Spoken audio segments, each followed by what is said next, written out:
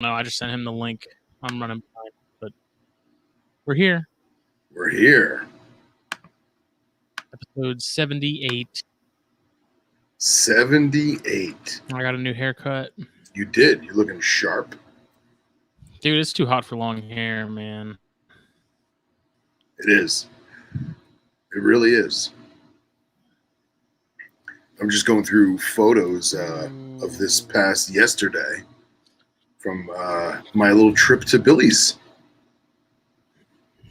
Oh, yeah, and we can get into that before we get into Dorothy Lappis's School for Kids Who Can't Read Good. I like that. I like that name. That's good. Hey, man, there's no... I'm not seeing any comments. Are we live? We are. Oh, hey, there he is. What's up? Do you ever think there's no comments because no one wants to talk to us? It just started. Now that It did Billy's just here, start. Yeah, now, there we go. Now we go. There we go. So what's up, Well, guys? we don't. Well, there's no one here yet because we didn't do the usual 5-minute pre-roll. Okay. Didn't have time. I gotcha. You know. No, there's the regular suspects, the usual suspects. Yes, Jason, we know. Thank you. Very subtle. Yeah. So, what are we smoking upon? Firstly, this show is brought to you by Puget Sound Pythons. Check them out. Facebook, Instagram, YouTube, all that good stuff. Gendra are great people. Gendra. I think I love it. It sounds like a Godzilla character. It does. Godzilla versus Gendra. Yeah. And we're joined by Billy Hunt right down here. The human robot, as we refer to him. Nobody calls me that. He feels no pain. He feels no pain.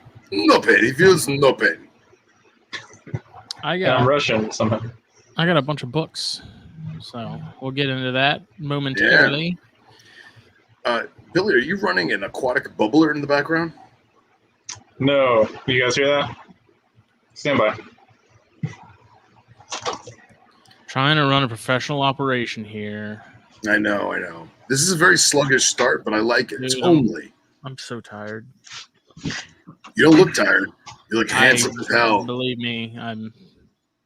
Got a nice haircut, got a beard trim. I didn't get a beard trim. That's what happens when you shave your head. It makes your beard look better. Nice. Very nice. Much better, Billy. What are you smoking upon? Tonight we're going with Old Faithful. Liga Privada number 9. I haven't had one in I realized I haven't had one in 2 months. And I was like, I don't know why that is. But I'm almost done being sick, contrary to how I sound. So hopefully I can actually taste my stick tonight.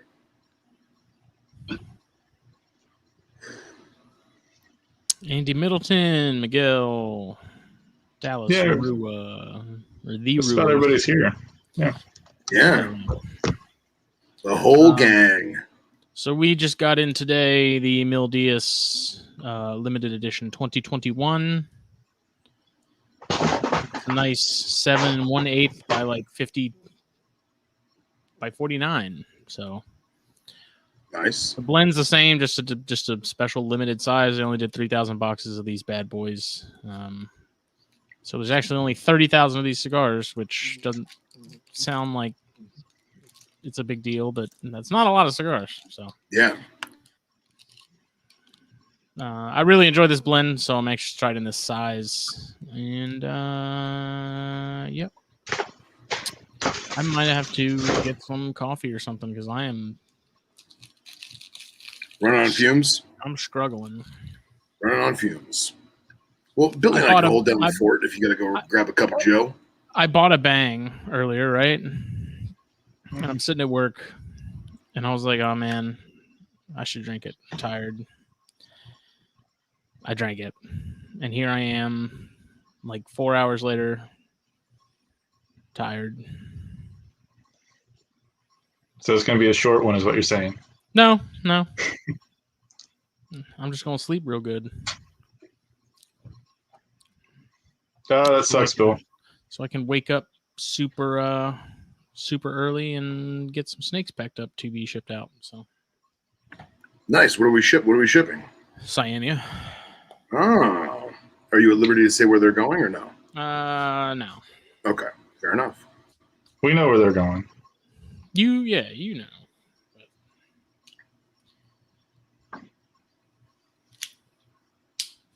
So, counting down the days till Texas, man.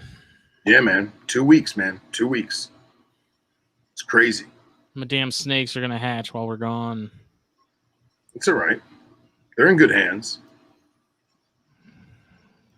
Like a good neighbor. Your dad is there. No help is here. I don't know. I'm gonna get them all, like, get all the racks set up and everything beforehand, so that they can just be put in there, and then I'll come home and label. Give them all a number, whatever, all that good stuff. So, yes, I am excited for Daytona. There's still much that needs to be done beforehand, I believe. There is. We got it. It'll be here before we know it. We're gonna make it happen. Bourbon and ginger ale is actually pretty damn good. That's my go-to if I'm mixing. That's it. That'll get me going for the night. I believe they call that a Cosmo. I don't think. No, do they? I don't know.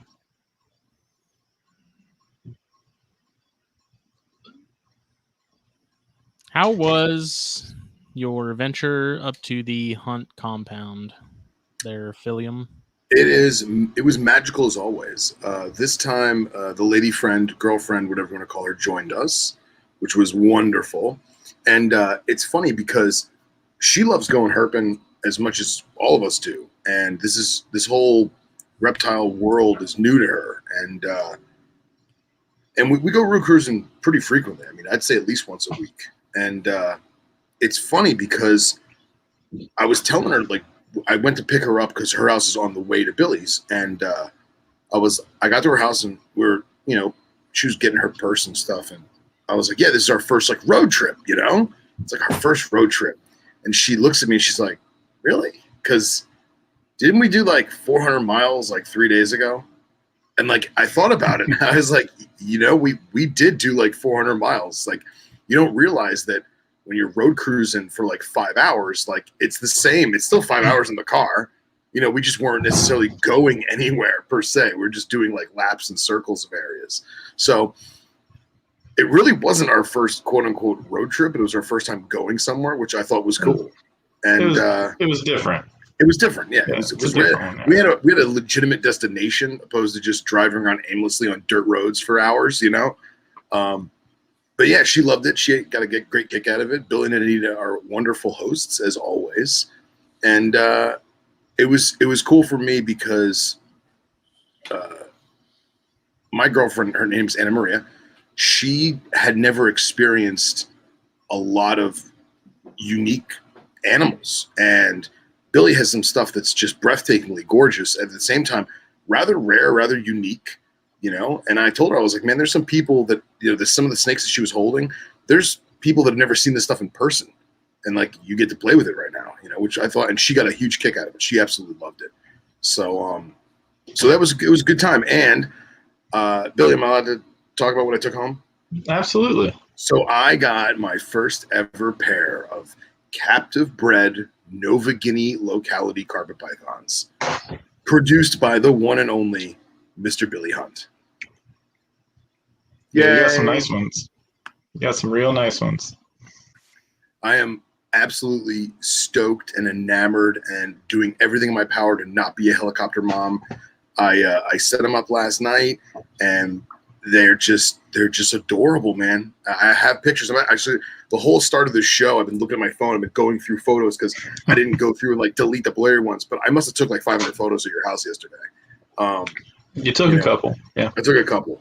Between like, the rhino rats and the carpets and the Psilonoda and just, I am annoyed because I thought I had a picture of the Taiwan, and I didn't. I fucked up and I didn't get a picture of the Taiwan. So, but I got a picture of the Maclet eggs and the inside of a Maclet egg, which I'll show you guys in a moment. Oh, I figured that's what that was. Yeah. And I'm just going through the photos now so I don't have to scroll through 500 photos on air. But yeah, it was a magical experience as always. And Billy and Anita are awesome.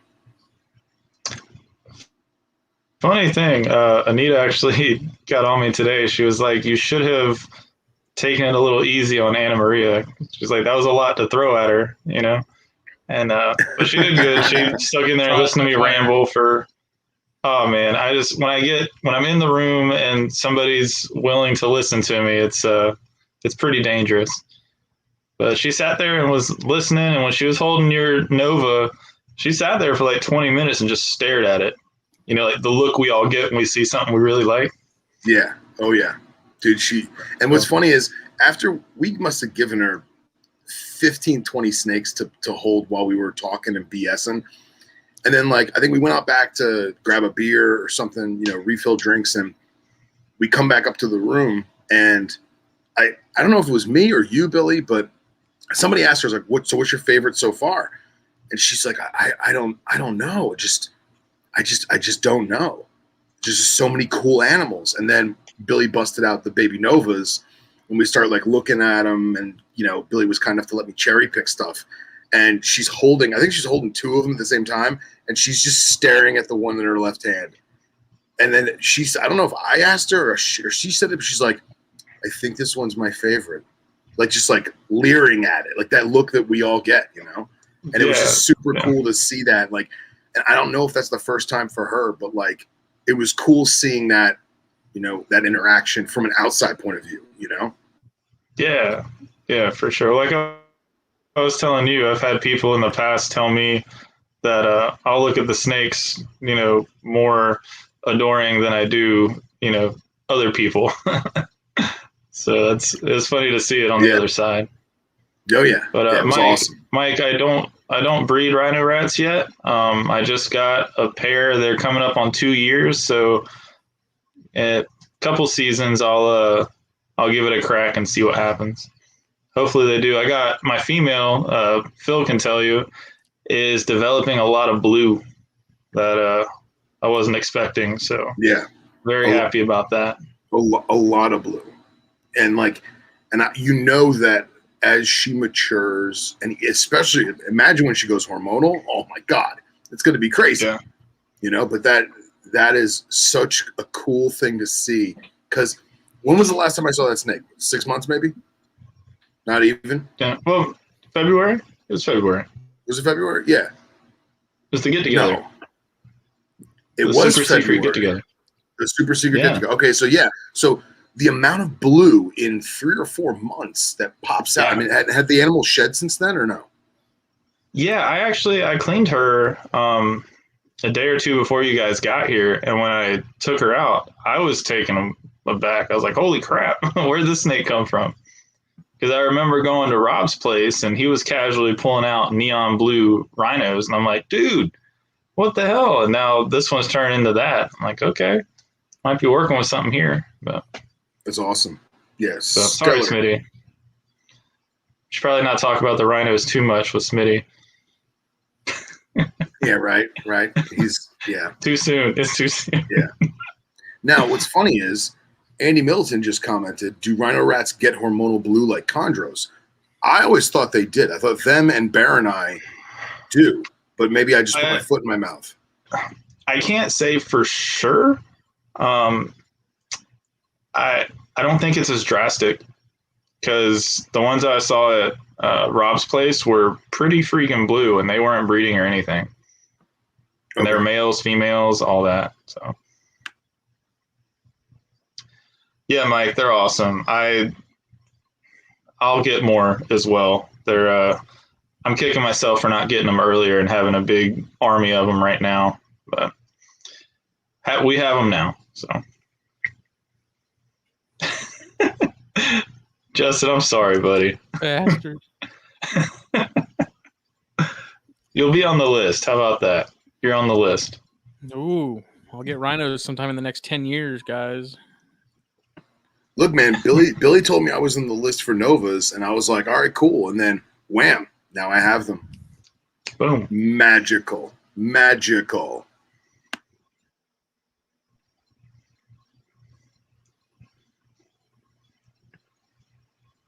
Oh, we got to talk, Andy. Yeah, definitely got to talk, man.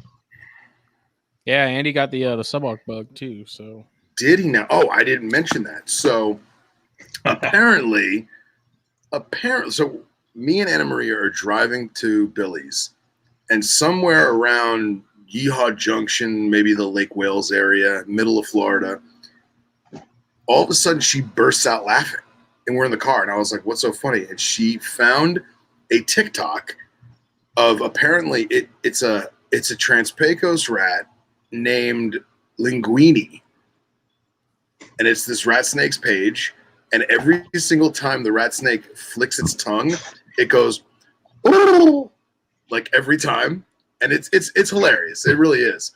But now she has the Subok bug, so I showed her, the Dusty Roads book, and I told her about our guests this week. Correct? Yes, I'm so excited. I got to get an outline together. So now I also have been on the Subok hunt. I don't know if I'm going to go full, balls out on him, but I'll at least try and find her one just as a pet and kind of go from there. I'm sure she'll get the bug too, just as we all do. And yeah, that's that. So yeah, you can definitely find a male. I know that. Yeah. Right. Females, good luck finding a female. Well, we are going to be in West Texas in 2 weeks. Yeah, but even then, most of the ones that people find cruising, they're males. People very rarely find females. Look, I just know that we're going to have a wonderful trip. And on the last night of the trip, we're going to be getting back to the, Airbnb or wherever we're staying. And you're going to take your shoes off. And the next morning, the snake gods will have blessed us with a baby female Subok. Scorpion in our shoes. With blessed us with a baby female Subok in our loafer. That's what's going to happen. I can feel it in my bones. Texas coral. Leopard lizards awesome. Or something. Dude, everything we just named, I'll take. I'll take that. Texas bark, Atrox. Well, maybe not the Atrox. We can leave that behind. Coral, I'm game. I'm in. Leopard lizards, 100%. I always thought those were cool. I love leopard lizards. They're so cool, man. So cool. What the hell's a leopard lizard? It's a desert lizard with a long tail. They're tan and taupe colored with bright neon orange spots. And they're insectivorous. Insectivores.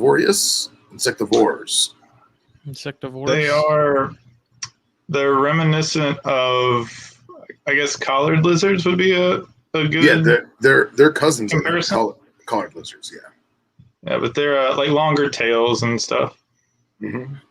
I don't know if we'll be doing a episode from Texas or not, because I have a feeling we're going to be out late and we're going to be sleeping most of the day. Yeah.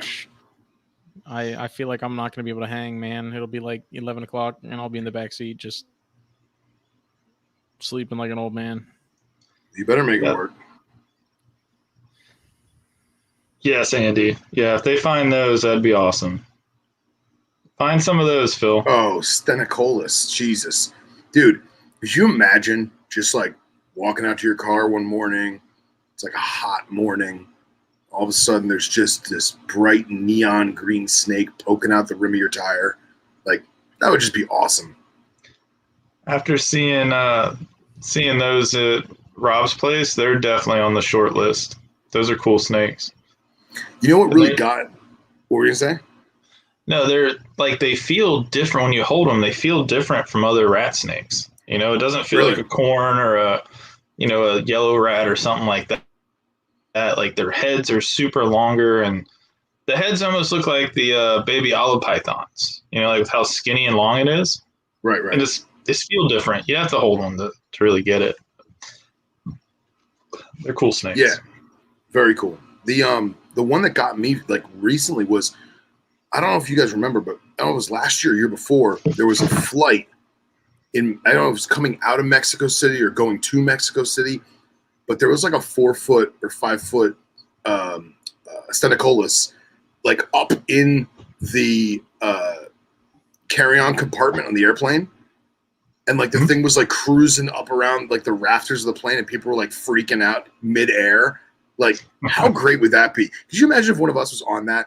Be like, don't worry, guys, don't worry. Just walk over, grab it, roll it a ball, like bag. just stuff it in the pocket of your hoodie and just keep on flying. It'd be mass chaos. It'd be mass chaos, man. Well, no, there's like, an opportunity to do a really good people Samuel Jackson impression. Yeah, right.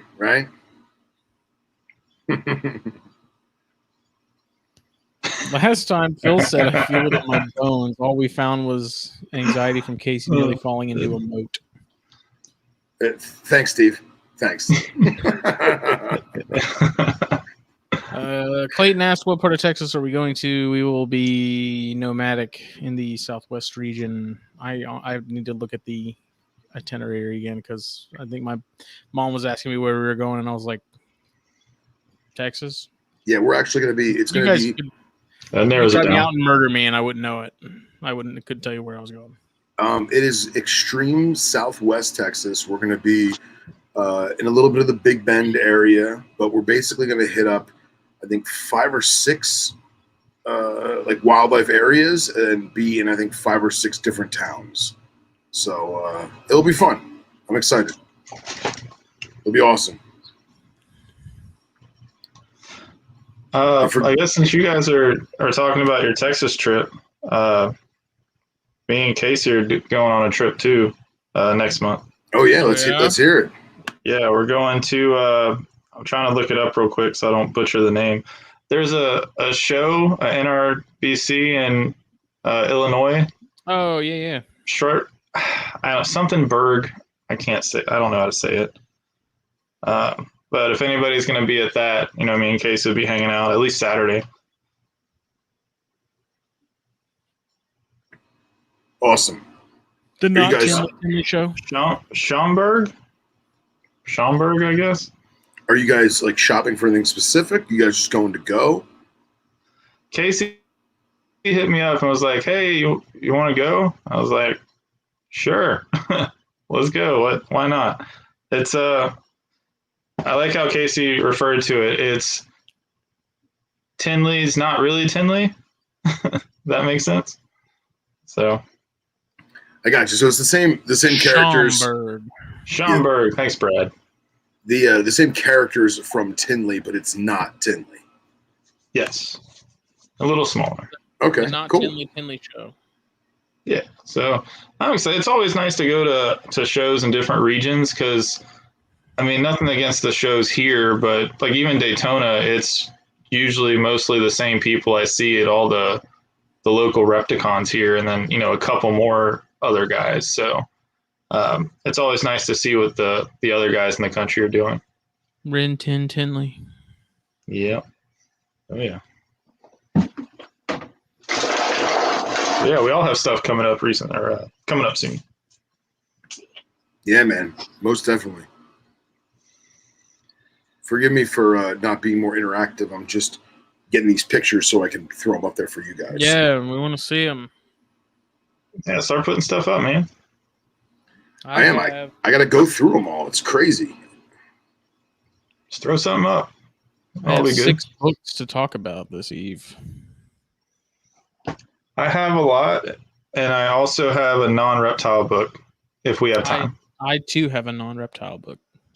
Ooh, okay. Could be our miscellaneous pick. I didn't pick a non-reptile. Actually, one of them is not about a reptile per se, but it is reptile related. So here, I'm just about done. So before we get into the books, let me just send these to myself, and we can do show and tell real quick. Yeah, that female's killer, man. Yeah, with Nova? Yeah. Yeah, dude. I'm stoked, man. Like absolutely stoked. I took so many pictures of the Jack Pondro. Yeah, a couple. Yeah, we took a couple. You know what was funny? I was very surprised because I was nervous, especially when Anna Maria was holding the Carpondro. She Yeah. didn't get nailed by anything, man.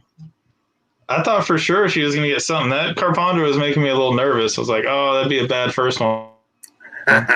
And no, yeah, she got Well, lucky. like, so she had worked with snakes, or at least dabbled with some snakes before meeting me, and she kind of had the gist of it. And then there was one night, I think it was, I was cleaning corn snakes or something, and it was one of those things where it's like, here, hold this while I clean it, and the corn snake started to do the bass out of water kind of thing, and I was like, look, just give him, I call it the treadmill. Billy, what did you call it?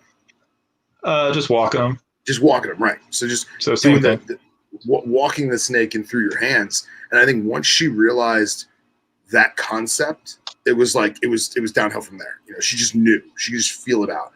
And every single animal that I've let her work with has been super chill. And I think it's because she herself is super chill and she's very relaxed when doing it, despite whatever may be going on in her head.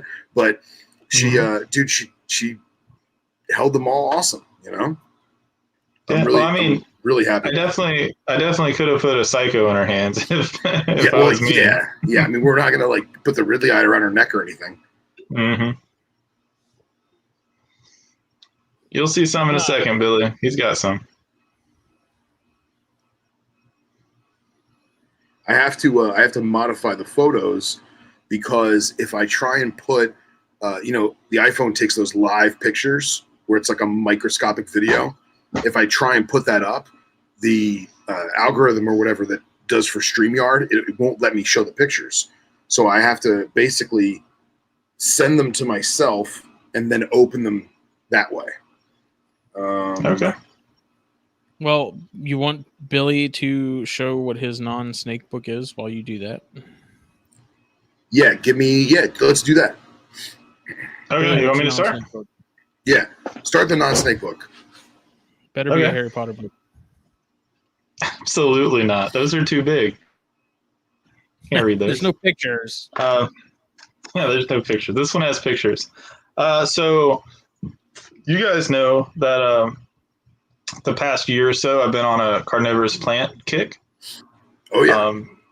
So naturally I got what they refer to as the Bible for carnivorous plants.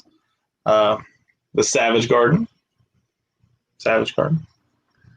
Very cool. That is a literally crazy goes photo. into. Look at that roach being sacrificed. That's pretty cool. So this book goes into everything from Nepenthes to fly traps, Sarracenia, you name it. They've got everything, how to take care of them, the soils that you can use, how you can, the different mixes for different plants. And it basically breaks down every single carnivorous plant you can get your hands on. I learned a lot from it. Before I got into carnivorous plants, I assumed they were more difficult than, house plants. There's a little more to it, but it's once you get the gist of it, it's not that bad. I have a couple common mass-produced cultivars of Nepenthes that is doing great in my greenhouse. I have some fly traps. I'm still trying to figure out the bog way of doing things. I think I prefer the Nepenthes and, just having them in sphagnum and a lot of drainage and humidity and stuff, which usually isn't an issue here in Florida anyway. But if you guys are interested in anything carnivorous plant-wise, the Savage Garden it's the book to get. You get this, you can see it's pretty thick. I think it's over 350 pages. It has everything. I'm in the intermediate phase, Henry. My greenhouse isn't climate controlled or anything like that. So I have Ventricosa and Nepenthes Miranda right now, which are two very common mass-produced cultivars that are out there.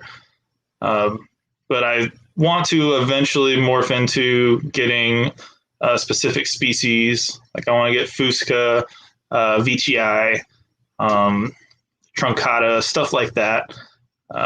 Just because they're so cool. Then once I learn the process of like how the plants are male or female and how to pollinate, and then harvest the seeds, sow them, how long it takes. It takes them a year to get an inch tall, and then it's just a really cool process. So if there's anybody that's interested in them, this is the book to get. Stephen, yes, there's two types of pitcher plants. There's the Nepenthes that are the tropical pitcher plants that are vines, which I'll find a picture real quick. Try to find a decent one. So like, do you also sacrifice bugs to them like the people on the cover? You don't have to, and we live in the Southeast, so there's bugs everywhere. So there's those types that are the tropical pitchers, Stephen, and then there's North American pitchers as well. There's ones that are native to here in Florida, which are here. They look like this. So they're your more bog plants. So you're going to keep them like you would keep a Venus flytrap. Yeah. So you had a Nepenthes. You had the tropical pitcher plant, Stephen. So yeah, they're really fun plants. You don't have to feed them anything. They catch plenty of stuff. I've trimmed pitchers that have died, and they are full of bees and wasps and stuff like that. So that's my non-snake book. All right. So this is one I've actually talked about previously. It's really cool seeing everybody. Yeah. What? Go ahead. Sorry, I'm yapping. Oh. So I like Andy Middleton is also familiar with this book, but Spillover by David Quammen. It is animal infections in the next human pandemic. So it talks about zoonotic diseases. Has some like sort of case study deals on different outbreaks over the course of the last 40 or 50 years, and it's a really good book. I actually kind of want to read it again, but very much worth getting. It's very interesting. It's very relevant, especially considering what we've been dealing with lately. So, yeah, Spillover by David Quammen. It's got a pretty ballin' picture of a really pissed off baboon of some sort, I think. Yeah, he doesn't look nice. Yeah. And it's a New York Times bestseller, which every book ever made is. So it's like that title means nothing anymore. No, it doesn't. Every book guy has that title, man. It's like they sell 5 copies and they're like bestseller. And I don't have one book that says that. Magic card is my bookmark. It's got to be a holographic Pokemon card. Then you'd be real cool. Actually, there's a holographic one in the other book I'm reading right now. But it's cool because I actually emailed the author of this because this book got me so hyped to read and learn more about viruses and stuff that I emailed him and was like, so I've always been like a herpetology guy, but this book has really piqued my interest in these things. So, okay. I'm sorry, Ryan Cox. It's called a mandrill. Rafiki from the Lion King. Great. Perfect. Ryan's pretty lippy tonight over there in the comments. He is. He's getting awfully snarky. When is he not lippy? This is true. He works all day, he gets angry, and he takes his frustrations out on us. It's a mandrill. Oh, man. All right. I just picture him like throwing the Chewy boxes from the truck to the porch, not even getting out of the truck and just throwing them in the yard. I don't give a fuck about your cat. Oh, there it is. There it is. dude. And all right, so all these photos, forgive me, they're not doctored. There's no photoshopping. They're just straight cell phone pictures. And I don't doctor any of my pictures. Yeah, I mean, don't get me wrong. Sometimes I'll mess with the white balance a little bit, just because fluorescent lighting or incandescent bulbs in your bedroom don't always cast things in the correct light. But luckily, Billy has really, really nice lighting in his room. So there's one of them. Oh, and the dude, that animal is just phenomenal. And same animal. I had to throw this one up because you get some iridescence in it. And yeah, I know the face is blurry, but I thought it was pretty good for a cell phone picture. So now, give us the background on this one. That's Billy in the background. No. Yep. That's me, Philip. Yes, it is. What it is and what the parents were and stuff. Yeah. So, it was a coastal jag male bred to a mystery green tree female. She was sold to me as a sorong. Everyone that sees her, gives me crap and says that's a biak. I bred her to another quote unquote sorong, and she produced yellow babies. So who knows?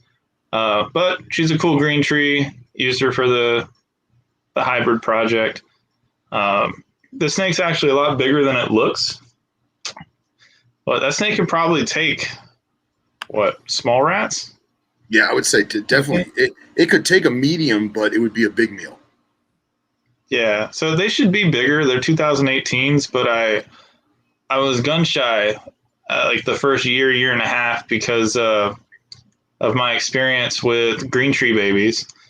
And these guys, eating wise and handling meals and stuff, they act like carpets. So once I figured that out, they started putting on some size. So yeah, that's that. Do you have any of the jag or no? No, they're all blurry and crappy. Okay. I have the albino jag. I think it's one of the last photos, so I'll show that. Okay. That is the female Pasillinotus, or neotropical bird-eating snake. Surprisingly chill. You think these guys would be crazy because, when you look up pictures of them on Google and in the wild and stuff, they're always in a defensive posture. They're always gaping, always like that. And unless there's food around, I mean, yeah, this one, when she was, when Anna Maria was holding her, flattened her head, was doing the slow tongue flicks and all that, but besides that, didn't show any defensive behavior, didn't take a go at anybody. I'll be honest, I was waiting when she was holding it and that you were explaining how the jaw moves to the side. And I was like, oh, this thing is going to gape and she's going to be like, what the hell do I do? I was really waiting for it, but it didn't happen, man. The thing was cool. Yeah, unless there's food, she doesn't do anything. So. And Anna Maria is probably going to hate me for this next photo, but I have to put it because I thought it was just a great photo. Tongue and everything. I was trying. You see the orange. You see the orange coming in on the back end. Yeah. This is just me being artsy. Abstract. Yes, abstract. There she is. That's the female. And dude, I love tan snakes. Tan, taupe, khaki, earth tones. And this snake just does it, man. A little bit of figure eights, nice bands, just awesome. Yeah, the back half of that animal is straight solid bands all the way down to the tail. Dude, that's a good one. Cool. That's the male. Mm-hmm. And I'm actually surprised Billy let this one go, just because it's not a stripe, but everything is just connected, just the whole way down. Well, you saw the ones I was keeping. I can't keep all of them. Yeah, I know.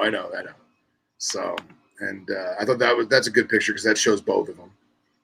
And I do like that he's a little darker than her, and his head's his head pattern has more of a Y to it opposed to the X. Yeah. But dude, I'm so it's happy. a good pair, man. So happy. And this is father and son. Yeah. I thought that picture was just great. Well, that's a good thing too to show how big my males are, because that's the bigger of the two males that I have. They don't have to be huge, just because they can get 6-7 feet doesn't mean they have to get 6-7 feet. Yeah. That snake is completely healthy. You see, he's got that mature Morelia head, good body tone. He's not overly fat. That's exactly what you want. So he's got a defined neck. Mm-hmm. Yeah, it's good. I like it. I thought that was a good shot too. Just getting both of them in focus. I mean, this was like 30, 40 pictures to get this one. But dude, he's got like a flying squirrel for a head stand. He does. Say it looks like the Blair Witch Project and/or a turtle. Yeah, like a soft shell turtle stretching his neck out. Yeah, that too. Or snake neck.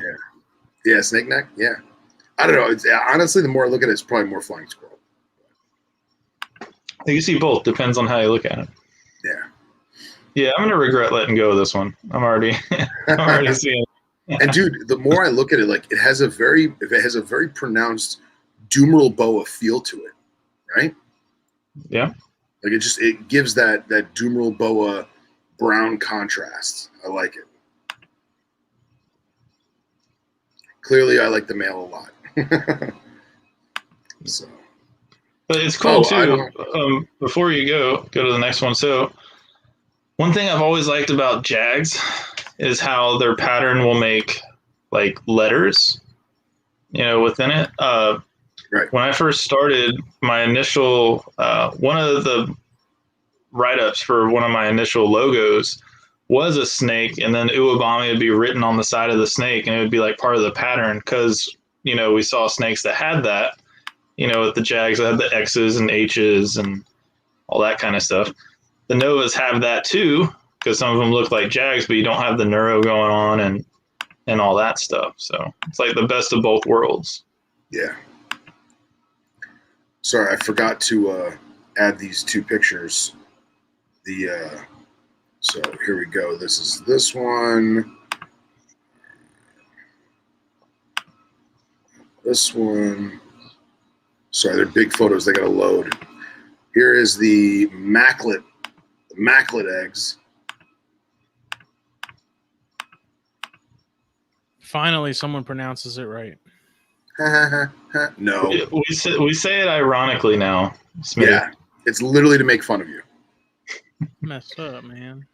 So yeah, I was very impressed by just the sheer bone white of the eggs. Like as many eggs as you've seen over the years, like their eggs are just very, very white. And Billy was telling me, correct me if I'm wrong, that these dimpling and ridges were at time of lay. Yeah. Wow, it's crazy. Yeah, so I don't know. I had a couple clutches do that. Like I was telling you, that's why I added the sphag to the front and back of most of the egg boxes, and just toying around with different things, especially after my first clutch did what it did. But actually, the other clutch that we looked at, one baby's out, and all of them are like doing the whole peekaboo thing. Hell yeah, dude. Hell yeah. I'm hoping by tomorrow they'll all be out. It never fails, man. You told me I was going to miss it by a day, Yep, that's how it goes. But we'll see how the Maclots do, because they go a little longer. I honestly thought they'd be good by now, but that's what I get for thinking, right? Especially with something I've never produced before. Yeah, how dare you assume? Yeah, right? That's what I get. Brandon, all my stuff for now is Timor locality. So there's a couple Roddy Island animals floating around, but besides that, it's all Timor that's in the hobby anymore. And you were telling me that this pink coloration, that's not the animal's belly. That's the whole snake, right? Yeah, well, that's basically like looking at their side right there.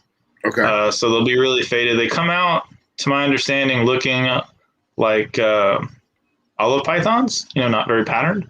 Mm-hmm. And then after, their first shed and a couple more sheds, and they'll start to get that freckling and all that coming in. So super cool. Yeah, then, I'm so excited to see those guys pip out, man. I'll be so happy when I got little angry Maclets running around everywhere. Yeah, man, it's gonna be awesome. And last but not least, I believe this is another father and son. Yes. Awesome. Yeah, so that's an adult albino jag in the background. That's dad, and that is a baby albino jag that Phil's holding there.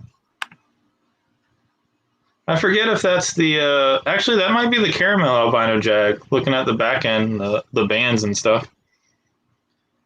Yeah, I think that might be the caramel, because I think I asked you specifically to see that one. Yeah, so that's a holdback, just because it's only shed once, it hasn't eaten yet, and it already looks like that. So I can only imagine what it's going to turn into. So really excited to see what happens there, because I wasn't intending on keeping any jag stuff, but when you breed stuff, like, yeah, you can say, oh, I'll keep this, I'll keep that, but until you actually see them, you can't really, have a game plan, because everything's going to change when you start seeing animals. Oh, yeah. Awesome. Well, that's all I got for this trip. That's all I got that was worthy of being shown. I do, however, have a video that was sent to me by our good buddy Jake Hansen down under. Let me see if I can get it. He is constructing, or did construct, a new enclosure using the infamous Australian black soil for his collet snakes. And he was kind enough to send me a video. And now I'm wondering if I didn't save it correctly. Moment.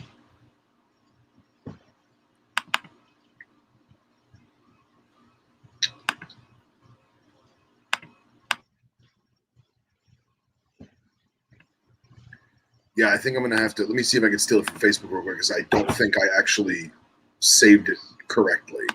And if I just go on Facebook, I can pull it up real quick if Facebook loads and doesn't hate me.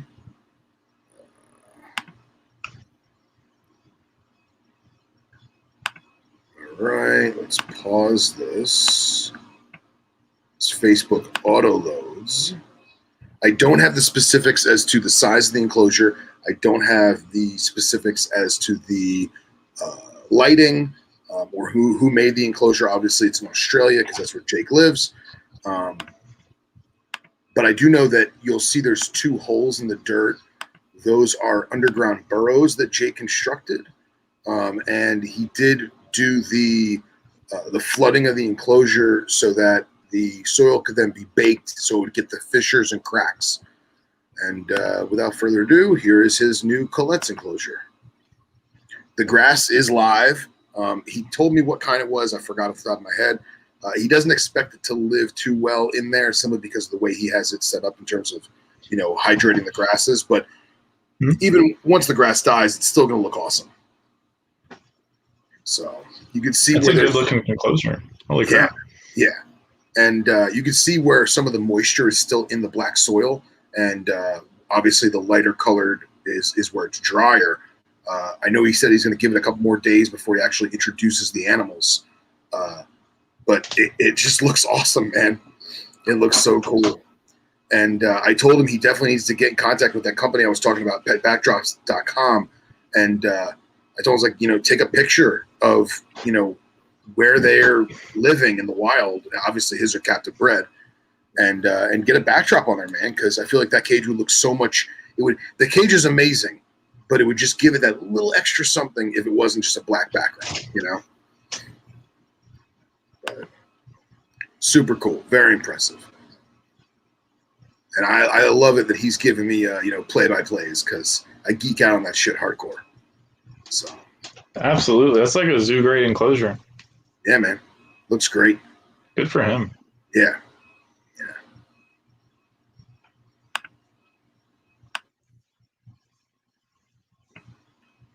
So where are we at on the book club? Where are we going? Are we diving right into it? Do we want to cover anything else before we get started? Did Smitty ever get some kind of caffeine? No. Nice. Well, me and Smitty did our non-reptile book. So, Phil, if you want to start off the reptile books. Yeah, let me get into that. So I was racking my brain if the last time we did this, I picked this book, and I don't think I did. I think it was a different book, but I do have a good handful of medical reptile stuff that I've kind of accumulated over the years. But this book is one of the best out there. Everybody who knows me and knows books knows that I am a total freak for Edition Chimera publications. The white covers, the colored covers, the black covers, I love them all. But my first pick for this episode is literally entitled Parasitology. You know, in snakes, lizards, and chelonians, it is a husbandry guide. It is a white cover book, so it is way more sciencey and not so husbandry like. But even though it says a husbandry's guide, it's still a white cover. So don't expect it to be your weekend reader. It's more of a reference. It does cover a wide assortment of stuff, and it is fairly recent publication, 2008. So it's not like it's from the 80s or anything.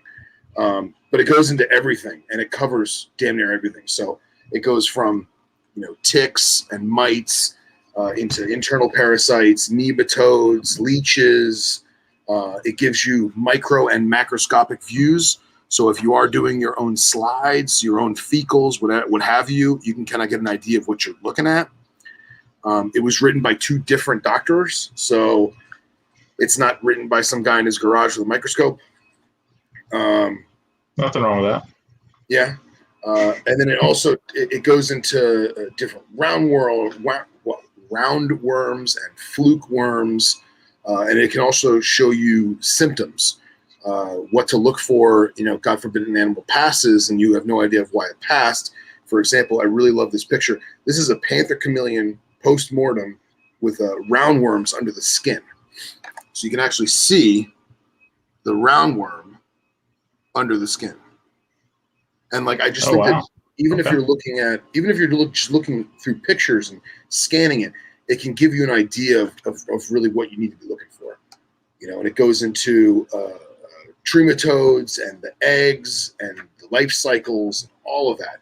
And of course, it does tell you how to treat and what chemicals do what. And I think it's just a great book. I know it is. I don't think it's in print, but it's still available. Let me check the good old Amazon real quick.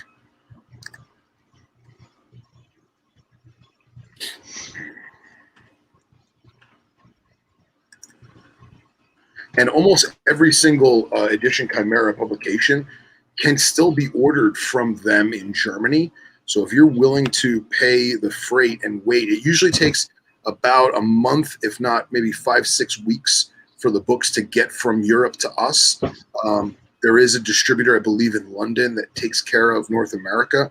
So even though you'd be buying it in euros and you'd be buying it from the German website, it still will. I'm pretty sure it still ships from England. Parasitology Edition Chimera.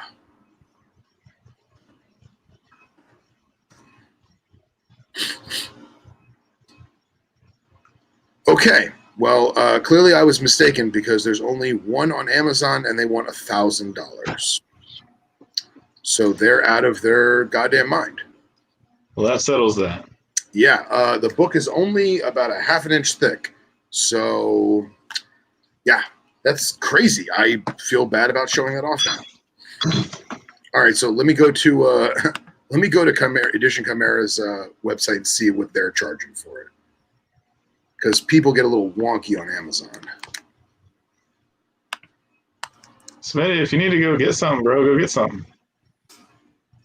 Hey, you dying on us, Justin? Yes.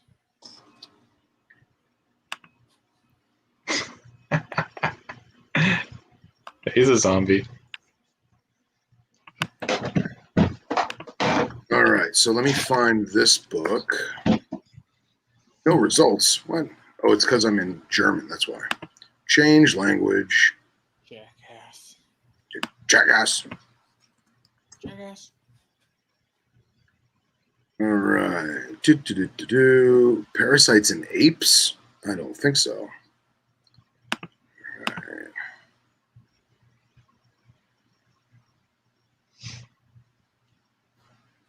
right. Well, it is not on their website. Okay. I will keep digging for this so that people can actually buy this book and not pay $1,000 on Amazon. Why don't we go to Justin so he has a reason to talk? I'm Justin. I like books. Poor Smitty. And it's often that I find myself asking, what's wrong with my snake? So I have another book that I've also been talking about a lot lately that I will get into at some point that is way more involved than this is. But if you're looking for like a quick reference for common snake ailments, What's Wrong with My Snake by John Rossi and Roxanne Rossi is worth picking up. It's a pretty small book. It's only 50 pages. It's pretty cheap. Pretty sure you could find it on the back says $24.99, but I'm pretty sure I got it for way cheaper than that. So Lemon Drop Bang is very good. I haven't had the sweet tea one yet. I can't find it anywhere. Pneumonia, lung parasites, viral infections, respiratory problems, all that good stuff. So quick guide. Check it out.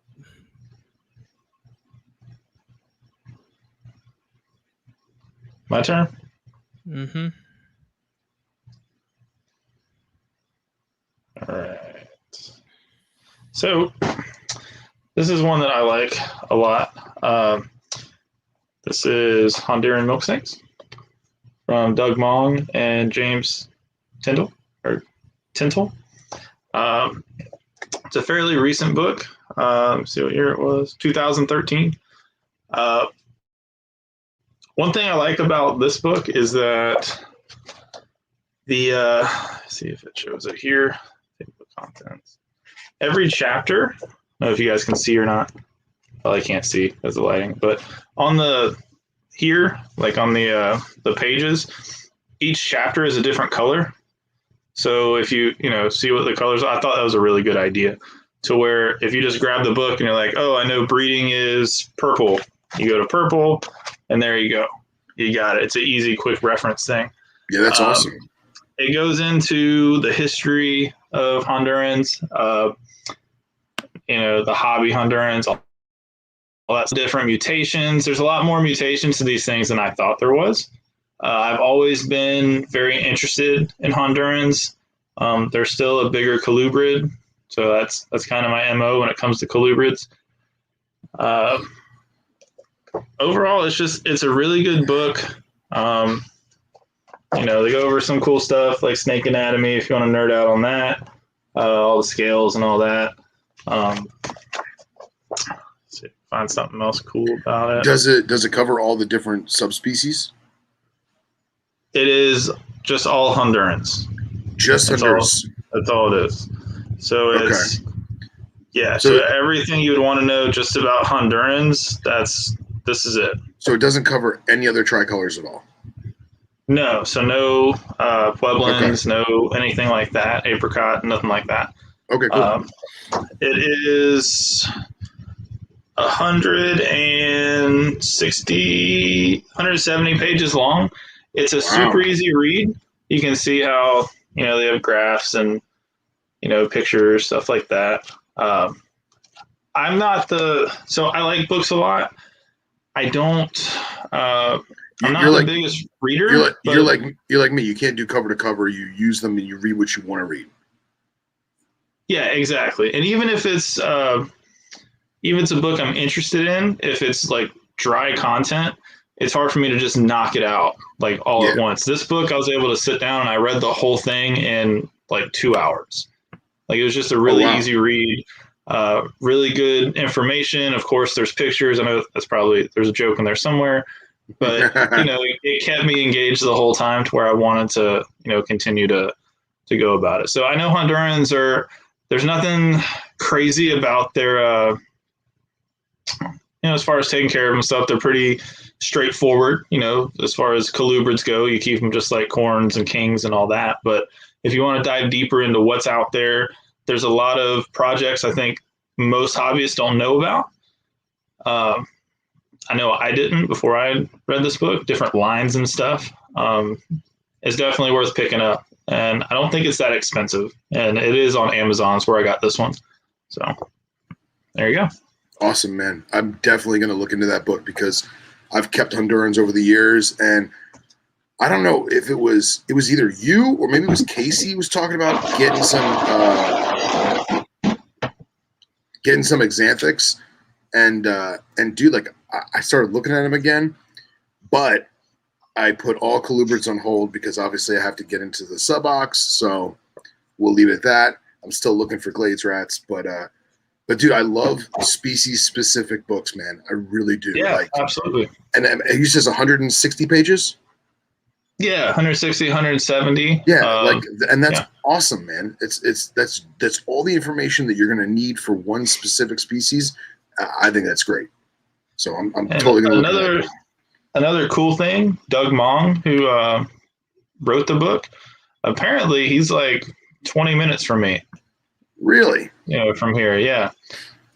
So I've never reached out to him, but I'm sure if I got into him and really wanted to, I'm sure I could pick his brain about stuff because he's been keeping them forever.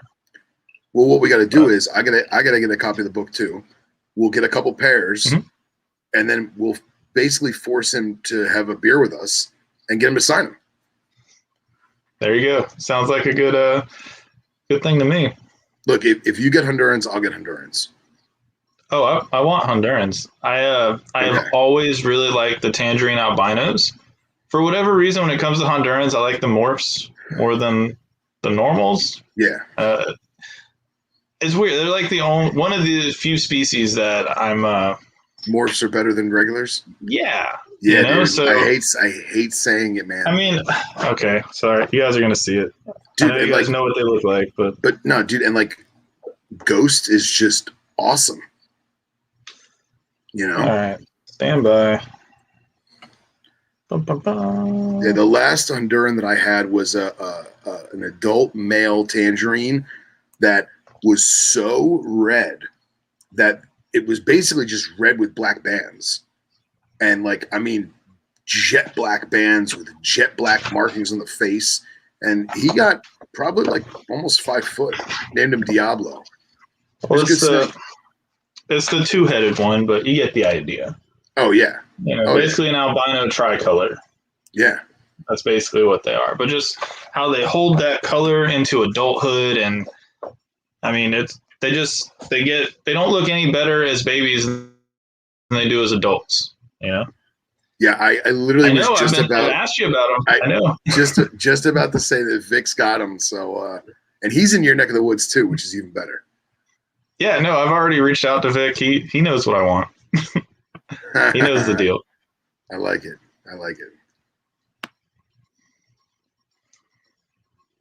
So, Phil, you up next? I believe I am.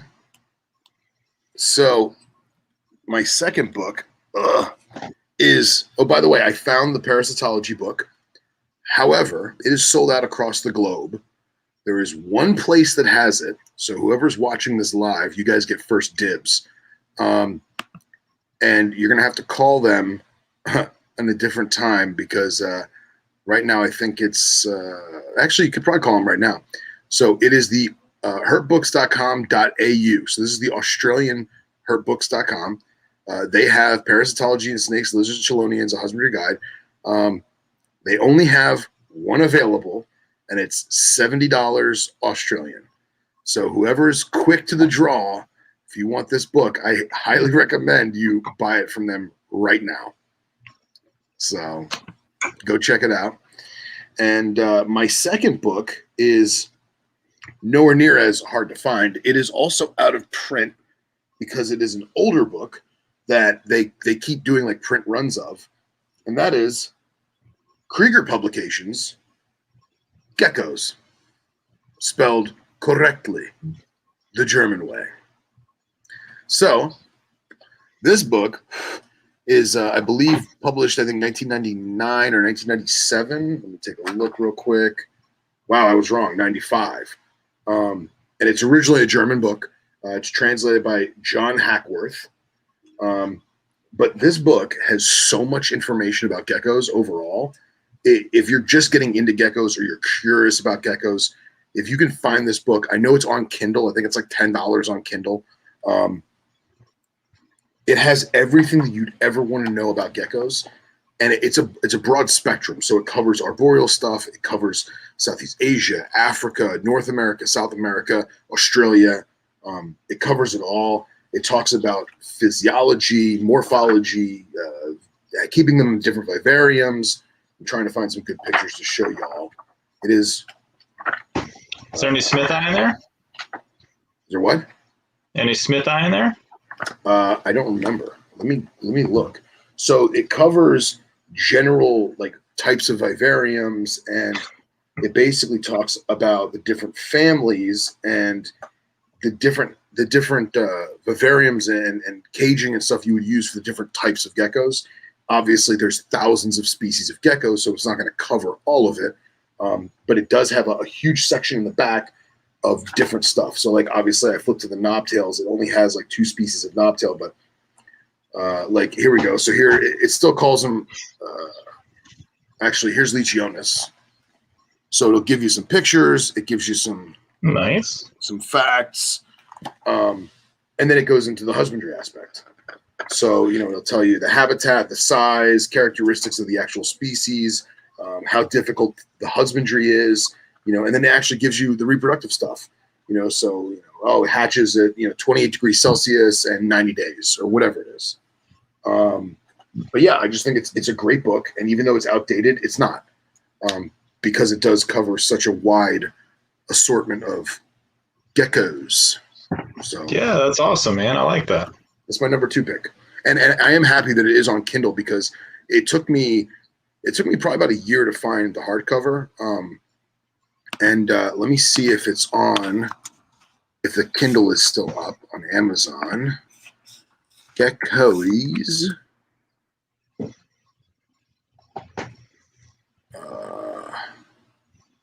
So yeah, hardcover's on Amazon right now. It's $55.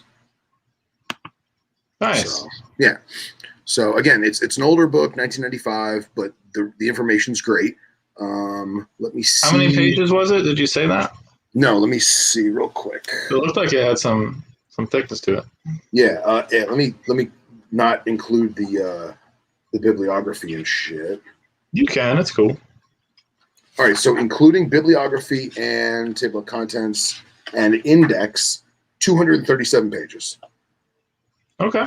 Yeah. Nice. So I mean, it's about an inch thick. Nothing crazy, and it's a small book. It's about the size of a small iPad. So I think it's also good because it is the German translation to English. It's not overly scientific. I think that a 12-year-old or a 15-year-old who's just getting into lizards and geckos would have no problem reading that book and maybe asking mom or dad, hey, what's this mean? but it's definitely an easy read, and it spells it out very, very simple for you. So if you are curious about getting into geckos, or you just want another gecko book, I highly recommend that book. And let me find out if the Kindle's still on. Hold on. Oh yeah, they have 18 used from $20. So It's not bad. I don't see a Kindle option, so it may not be there. Let me see.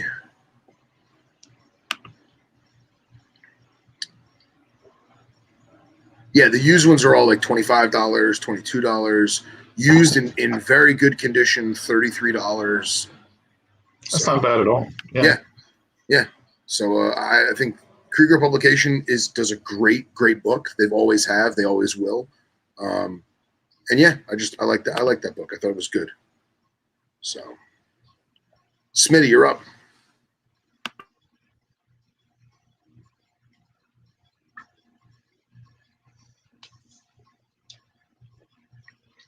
Stuff in his gullet. Yeah, he's chewing. I'm eating all the popcorn. We'll get some to wake your ass up, man. Doing a live show here. I'm not feeling very alive right now. Yeah, you got the crud that I got. No, I'm just tired. Poison dart frogs. Biology, species, and captive husbandry. Edition Chimera. Black cover. Ooh, very nice. Very Probably nice. the Dart Frog Bible, as most Chimera books are. Oh yeah. Covers so many species in particular, range, red list status, has maps for distributions, different type localities, and a lot of species that we don't see in the hobby at all, at least here in the States. It even talks about like husbandry and stuff. But I also believe it talks a little bit about like parasites and medical stuff related to frogs. That's cool. And it's if you're into dart frogs, I tried reading it, and it's very repetitive, especially if you're reading about the same genus, because it just lists all the same stuff most of the time, and then you get into like the actual minor details about that species in particular. So it does get a little dry. But I mean, it's got awesome pictures. This was published in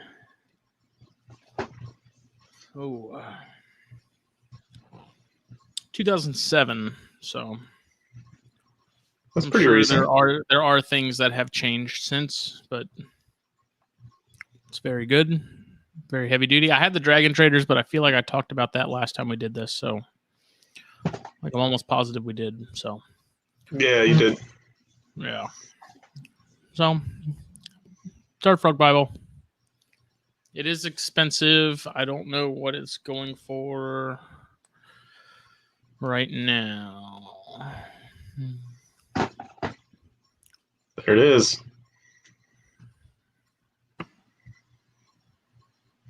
Where did you put a good gecko book in the comments too? Life of Giant Geckos. That book is supposed to be awesome. I'm not a big arboreal gecko guy, but that book is supposed to be top notch.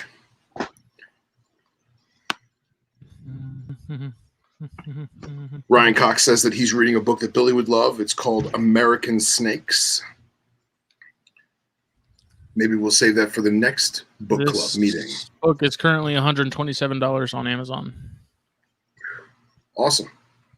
All right. And obviously well worth it. A lot of the Edition Chimera black covers, I like to go to Eco Universe for a couple reasons. One reason is because I like supporting like the whole small business thing, and they've been into herp stuff since the herp hobby was a thing. But they also do publication and distribution for Chimera. So let me see if they have it, because oftentimes they will be a little cheaper than Amazon, but I know they also put their books on Amazon. So let me see. I'm also pretty sure they are one of the sole exclusive distributors of Tel Hicks art. And I mean, we all love Tel Hicks stuff. So,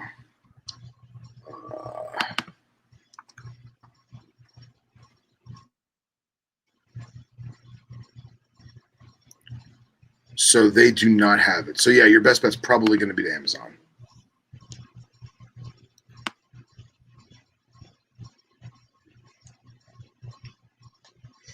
Cool.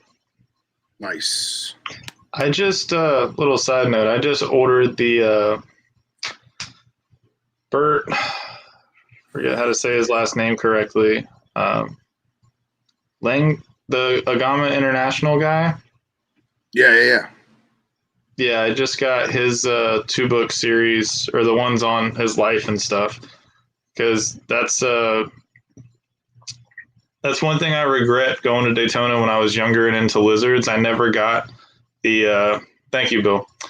I never got Australian water dragons. When I had a chance, he had them for $50 every year. Now they're, for whatever reason, they've become, a lot more harder to come by. But really excited to get those in. He did so much for the hobby. That was one of those, when he sold off his collection, it was sad that someone didn't take that and run with it. There's a good opportunity there, but you know how that goes. All right. So it's me now, right? Bueller? Yes. Sorry, I muted myself so I could cough real quick. I'm trying to pull up Langerwerf's book. That way we can show it off because that book is pretty cool. I feel like Bert is somebody that had so much impact on the hobby that not enough people talk about. So it's fantastic that this information is coming out and it can get out there, because he was in Alabama and he had Aussie water dragons out all year. Like, I remember distinctly reading on his website how he built his outside cages and how he would go like 2 feet. He would dig 2 feet into the ground. He put chicken wire down, so if they dug in when it got cold, they would never get out, but they could still, get away from the cold and all that. Like, he just put so much thought into what he was doing. It, showed, because he was very successful with everything he worked with. And I didn't realize this, but because I have the Redtail book and the Water Dragon book, I didn't realize that he did the Redtail book too. Yeah. That's crazy. I can't find the book you're talking about though. What's it called again? Gosh,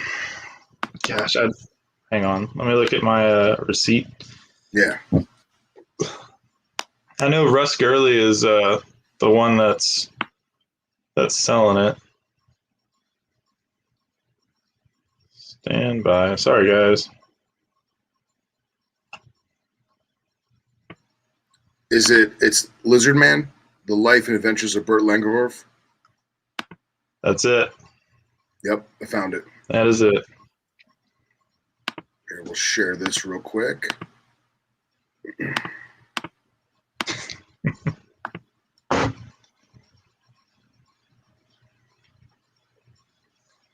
There he is. Awesome.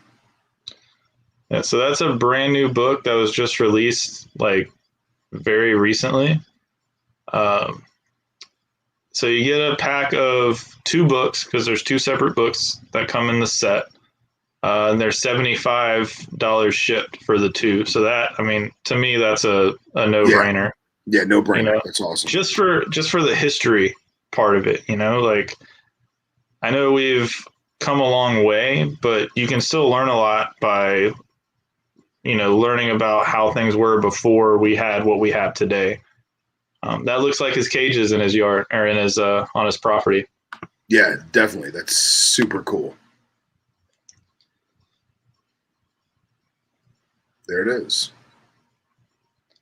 I remember too, he had the first sailfin dragon at Daytona that I remember seeing, and I just thought it was the most amazing. You guys know how I feel about sailfins. Oh yeah. And it was just the most amazing animal I've ever laid my eyes on. That first one is always special, for whatever reason. Of course. And I'm sure I'm putting it on a pedestal as probably like a female integrate or something like that. But Still, just and dude, I yeah, mean, look at the cover of Volume 2. It's friggin' Tuatara. yeah, Like amazing. I gotta get yeah. that. I gotta get that. I haven't touched them yet, and I can already tell you it's worth it. Yeah, absolutely. So okay, sorry about the side rant. Sorry about that, guys. No, that's cool. That's cool. So my next one is so I got this book mostly for one part in it, but there's a lot of information in it on other species. It's Common King Snakes by Brian Hobbs. Nice. I looked at that. That book looks really good. It's fantastic. So 394 pages. So it's a thick book. You got a lot going on. The California King Snake section is like 140 pages. So if you're into Cali Kings, wow. This has, I think it's the section on Cali Kings in here is bigger than I think any Cali King specific book. Yeah. I got it because I have a interest in Apalachicola Kings. So there's like a 30-page snippet in that about it. Yep. That's something I'm looking for in Daytona or Chicago next month now. Yeah. So nice. And basically every chapter is completely dedicated to a specific subspecies of king snakes. And they go into like the Apalachicola king. It goes into like them field herping them. It has a whole bunch of pages or pictures of different looks and all that. Like these are all Apalachicola kings here. But dude, what's cool look at that red one. Yeah, for sure. Dude, that red one is crazy. Yeah, they're just amazing snakes. Yeah. But it's cool because like he has so there's a lot of field notes. So like he's been working on this information since the 80s. And this book came out, I think, the early 2000s. I want to say 2000. Well, hey, let me just look. So it is before they lumped everything back together, right? So like here, I just flipped to this page. You can see all that data. Right. That's like 91, 92, all that. Like he's been compiling all this information for years and years and years. And he talks about how he, like where he would find the animals, where he would, what the weather was, all that. Like the thing with the Apalachicola Kings is that he said in 30 years he found 4 specimens. Like they're not common. Yeah, like they're not common. There's like a field herping story in here about how he was out there, and then there was another couple guys that weren't a part of the group that were also looking for him in different spots and all that. And like he just puts it all out there as far as where he's finding them, what the conditions are, all that. And he does that with every species that he went out and found. And then, of course, there's, how to keep them in captivity and breeding and all that with all the very detailed notes and data. So if you're interested in king snakes at all, these are like that book is fantastic. I don't think it's that much. I want to say I paid $60 or $70 recently on Amazon for it. There's another book that he has out too that's like mountain king snakes. So that's more your Mex-Mex, Gurai, stuff like that. That's a little smaller, but the same exact layout, same everything. I have that one too, but I figured I wouldn't do 2 king snake books. So now, does the big one that you just have now, that's strictly United States, or does it cover anything else? So I forget how he has it. He has it here, but so I'll tell you all the ones it covers: Cali Kings, Desert Kings, Speckled Kings, Western Black Kings, Isle Santa Catalina Kings, Eastern Kings, Outer Bank Kings, Florida Kings, Apalachicola Kings, those are the ones that have each one of those has their own specific chapter. That's, a long chapter. It's not just a couple pages. Like he put a lot of information, and it goes into what their habitat is, what their range is, what their prey is, all that. And that's all field notes, and then at the end of the book, he does, captive bred stuff that, how to keep them in captivity and all that kind of stuff. So it basically has everything you could ever want to know about king snakes in it. So it definitely helped me get more confident in getting the ones that I want, just by reading the little snippet he had on that species. I'm literally going to buy that book now specifically for the Outer Banks section because that's my favorite king snake, and I keep my eyes peeled all the time, but I've been not pulling the trigger, and I need to buy that book so that I'll pull the trigger. OBX, baby. Stand by. Let me get you a little something. So it's a small section, Phil, and none of the pictures are color. But no, they're black and white anyway. Oh yeah, there we go.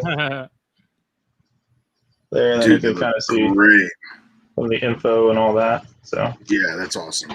It's a good buy, man. And then, just like anything else, you can read about another species, and if they're close to proximity of whatever species you're dealing with, then you can apply that to those too. Like Apalachicola kings, I can also look up Florida kings and pretty much keep them exactly the same way, and it'll be all right. So yeah,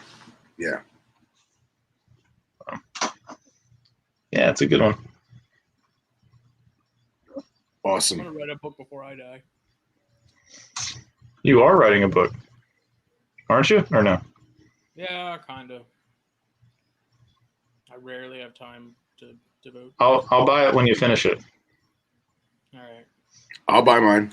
It'll be ready in the next 8 years at the rate I'm going.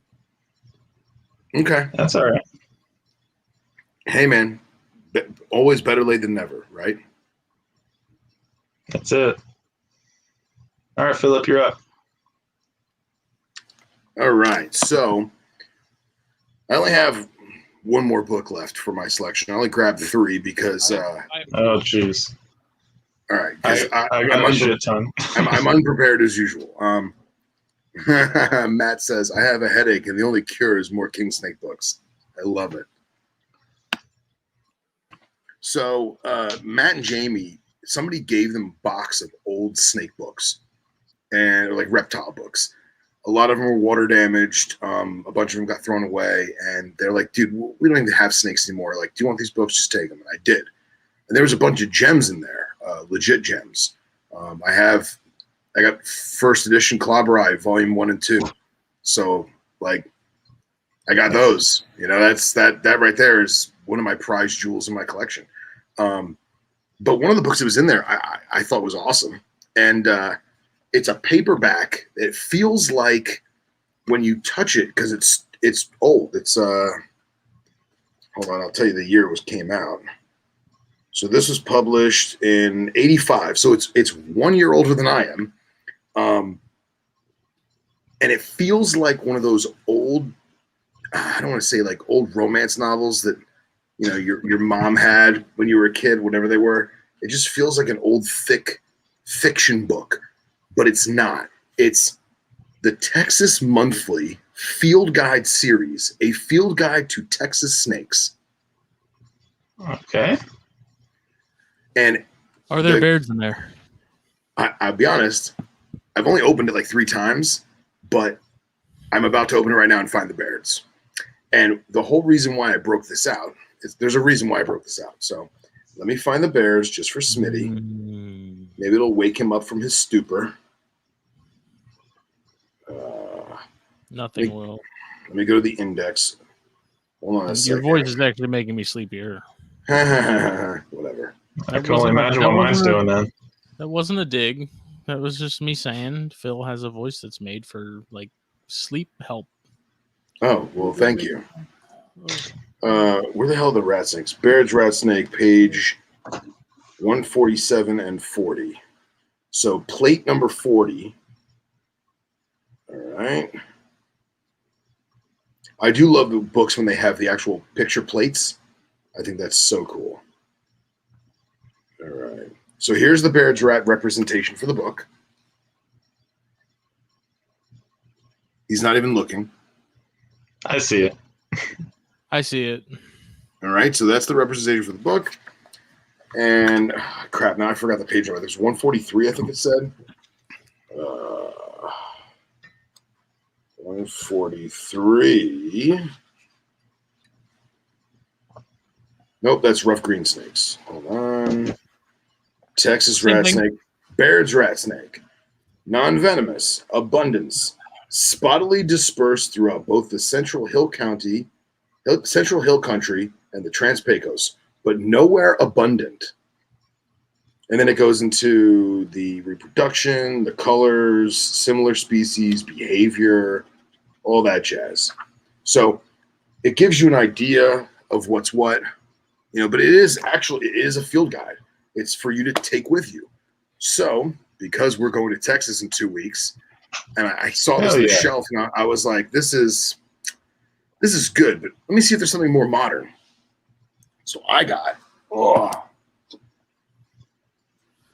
Texas Natural History Guides, Texas Snakes, with an ornate on the cover, which is one of the key species I hope to see while we're there. This book is way more in depth. It's smaller, it's lighter, it is thicker, but it's meant for you to bring it places. You know what I mean? You can put that in your pocket. You could, literally. Yeah. I will be bringing this with us just in case. Obviously, we have Google, but you know what? Batteries die, internet service conks out, cell service conks out. I'll have this book with us. It also has like a glossy coating to it. So I imagine if it did get dirt or water or whatever, it wouldn't be completely damaged. And then the pages, although they are paper, they have like a glossy texture to them. So I imagine that they are meant to withstand some kind of elements. I thought it's pretty cool that they give you a centimeter and inch ruler on the inside cover, which I thought was pretty unique. Assuming that someone's going to be doing some kind of research with it. There is a couple pages for notes. But this one, it actually breaks down county by county. So let's find the Baird Eye. There it is. I opened right up to it because I'd already had it open. So they give you 1, 2, 3. So 4 solid pages on Baird's, but it covers the counties. Yeah. Oh, so Justin leans in for this one. Oh, yeah. Yeah. So and there's another representation photo. Hold on, let me move my hand. Is that a It looks striped to me. Yep. I like that one. It looks striped. So that one, it just says adult.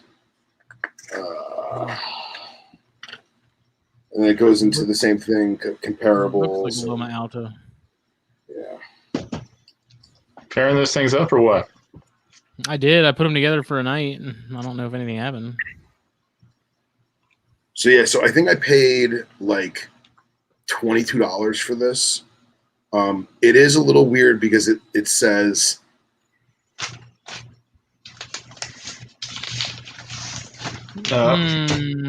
yeah, Texas red flag on a red page. Red flag on a red page. Texas poisonous snakes. And then it breaks down and goes into the corals and the vipers and all that jazz. And simply because I am absolutely enamored with the clobberi. Oh, look what picture they chose for clobberi. Wham! Franklin Mountain, baby. Franklin. It's a nice alternative. You shut your mouth, Billy Hunt. Real nice alternative. And you know what I think is hilarious? Look at the map. Look at the map on the clobberi. There you go. Hilarious. So, again, great book for a purpose. If you just want to read about Texas snakes, most of the snakes in this book, believe it or not, are found outside of Texas. So there's very few solely endemic species. But yeah, it was cheap. It's built really well. You know, it has a woven bind to it because they know you're going to take it out in the field and fuck it up. So yeah, I'm in. I like it. Nothing more important in a book for me than the build quality. Thanks, Grandpa. Well, then that's the book for you, Smitty. Yeah. What? And look at this. They got Melosis in here. And then... Phil did also just say that the pages inside were paper, so... No, but like, you know how they have those field guides that are like laminated plastic or they're like vinyl? You know what I'm talking about? That's what I meant by it, smart ass.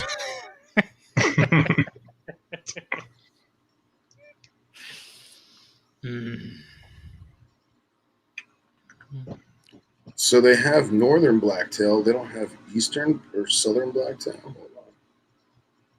Trans-Pecos copperhead, western diamondback, canebrake, mottled rock, banded rock,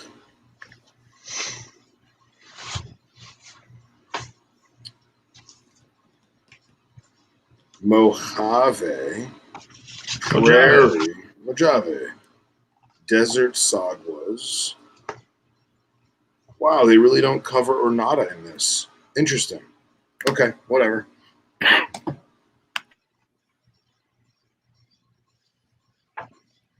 So that's all. Yeah. So that's all my books that I grabbed for tonight. My apologies, but I thought that I put thought into these books, so I hope you'll enjoy. I'm sorry that I picked a book that's $1,000 on Amazon. I really feel bad about that. You're that guy. I think honestly, I'm pretty sure I only paid like $70 or $80 for it when it was in print. So it's not like I spent, $1,000 on it to be that guy. Yeah, that'd be crazy. You got any more, Smitty? Yeah, I'll go ahead and do my last two if you have more after, like if you have. I have a few, yeah. Okay. So what I'm currently reading and cannot really give you a solid take on yet until it's done. America's Snake by Ted Levin. It's about timber rattlesnakes, the rise and fall of the timber rattlesnake. Nice. Don't tread on something me. Interesting. This book actually mentions McCurley multiple times. I guess there was a point in time where up north he was traveling with some of these groups, not traveling, but meeting up with some of these groups to go and check on dens and stuff like that. So it's been sitting on my shelf for a hot minute.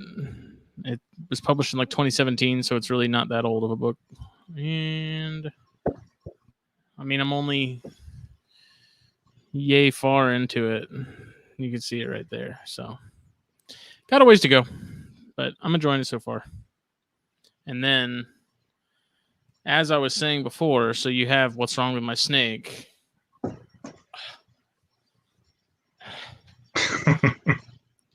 Dude, this thing's like 10 pounds. I'm not even kidding. Mater's Reptile and Amphibian Medicine Surgery. This is the 3rd edition.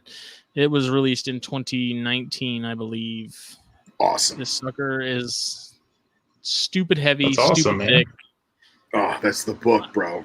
Like, it's the it book. Stays on my nightstand. It's become the Bible. It just stays on my nightstand because A, I don't have anywhere on my bookshelf to put it, and B, if I feel like if I put it on my bookshelf, it might break it. Because this thing's like 1,500 pages, and I'm not even joking when I say it's like the weight is like 10 pounds. Like the binding, I hate holding it because the binding just like shifts and stuff like that. I'm afraid I'm going to break it, and this was also an expensive book. I think it was like $160 on Amazon. I sold my copy of the Complete Carpet Python just so I could buy this.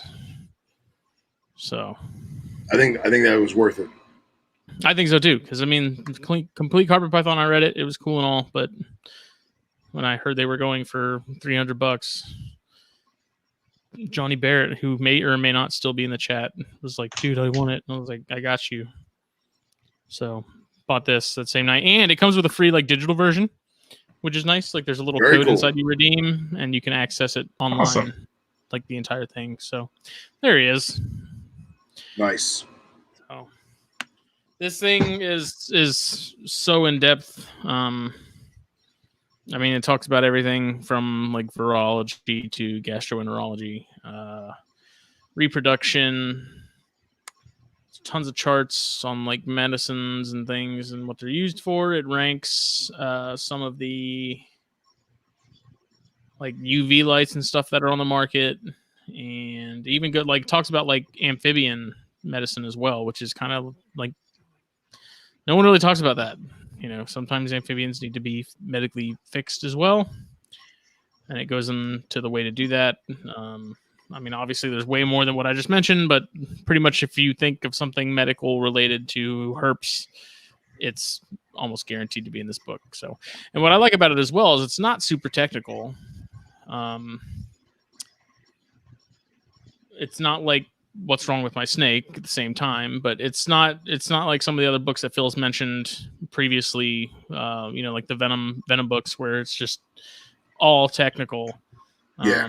This one's actually readable by the common man. Very readable, very easy to understand and wrap your head around, but still like professional and you know, a good book to have. So highly recommend it. Like I said, this is the 3rd edition. You can probably get some of the older editions cheaper. I just don't know how updated the information is in this compared to the older versions. So now, didn't Cox get a copy? He got like a second edition with a black cover, and I think he only paid like $40. That was like the 1st edition, I think. That was a first edition. Yes. Okay, yeah. So he got a 1st edition. He only paid like $40, right? Yeah, but I'm also almost positive it's like half the size of this. So okay. If you're looking for current, up-to-date medical stuff, this is it. It goes into anatomy, like breaks everything down. Goes through each family, like lizards, snakes, crocodilians, turtles. Goes into like eyesight, musculoskeletal, or skeletal muscular stuff, all kinds of whatnot. But Brandon asked, "Are we getting the new Carpet book when it comes out?" I may or may not. I don't know. 100%. Absolutely, I'm getting it. Yeah. So I don't know if you guys have listened to Jewlander's podcast with Chuck Poland, the Reptile Fight Club thing. And the newest episode, Jewlander was talking about it, and he said the new version, he said there's like 30 pages worth of husbandry stuff that got left out from the 1st edition. So it will be more expansive, I think. So in that regard, there's a very good chance I will get it, but we'll see. So yeah, it's supposed to be like 500 pages or something like that. Mm-hmm. Wow. Awesome. Very cool. So that's the last of mine. But if you want something to also protect your home, to where if an intruder breaks in, you hide around the corner from a door, and when they walk in, you just whack them in the head with this, you probably will kill them. And then you can learn how to fix them. Nice. If they're an amphibian, right? No, I mean, most of this can be like, you know, concussions, contusions, stitches, how to stop bleeding. Here we go, right here. Very cool. Yeah, I got to get that one. I got to get on that one. Like, I was literally flipping through it a couple nights ago, and like my arm fell asleep because the book was sitting on top of it as I was flipping. Like, it's no joke, man. It's so heavy. It's a massive textbook. Yeah. Let me ask you something. Did you guys do college courses or no? Yep. Yeah. Did you guys keep your textbooks? No. I have one. Okay, because they wouldn't give me money when I sold them back. Okay, so I kept, I wouldn't say all of them, but I kept a good handful of them, like the ones that weren't too expensive and something that I thought was very interesting. So like I kept my zoology ones, I kept the biology ones, and I'm glad I did, because there's like a ton of cool shit in there that, you know, we overlooked it because we were young, and who cares, you know? But like, dude, the zoology book, it's as thick as the one Justin just showed, and it's a lot of stuff about mammals and birds that I don't really care about, but there's a lot of cool stuff in those textbooks. So like I usually tell people, like, hey, if you're in college, you're taking college courses, and you're herpetology or biology or whatever, you know, fight the urge to sell it back and hang on to that because you may want to read it one day. Yeah, I actually bought a herpetology textbook for herpetology classes. And it's how much of a nerd I am. I like went through it and like was taking notes like I was in the class, you know.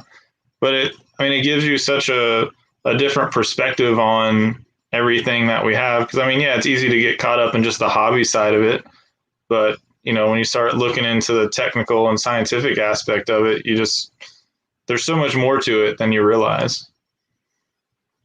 I actually tried to find like textbooks will have workbooks that coincide with the book. So like you read the chapter, then you go through the workbook for that chapter and all that. Yeah. I couldn't find one. I was kind of bummed about that, but I was pretty much trying to go through a class without taking a class. If that makes sense. Yeah. So that would be cool, man, so if they had that. Yeah, you're up. Yeah, they don't. I looked a while. All right, so this was my first Daytona silent auction win a few years ago. So really? I did overpay for it, but it went to a good cause. So, whatever. There's always those people that are like, oh, you got ripped off or whatever. And it's like, it's for a good cause, man. Like, what are you talking about? It's for charity, and it's not just charity. It's our charity. It's our community.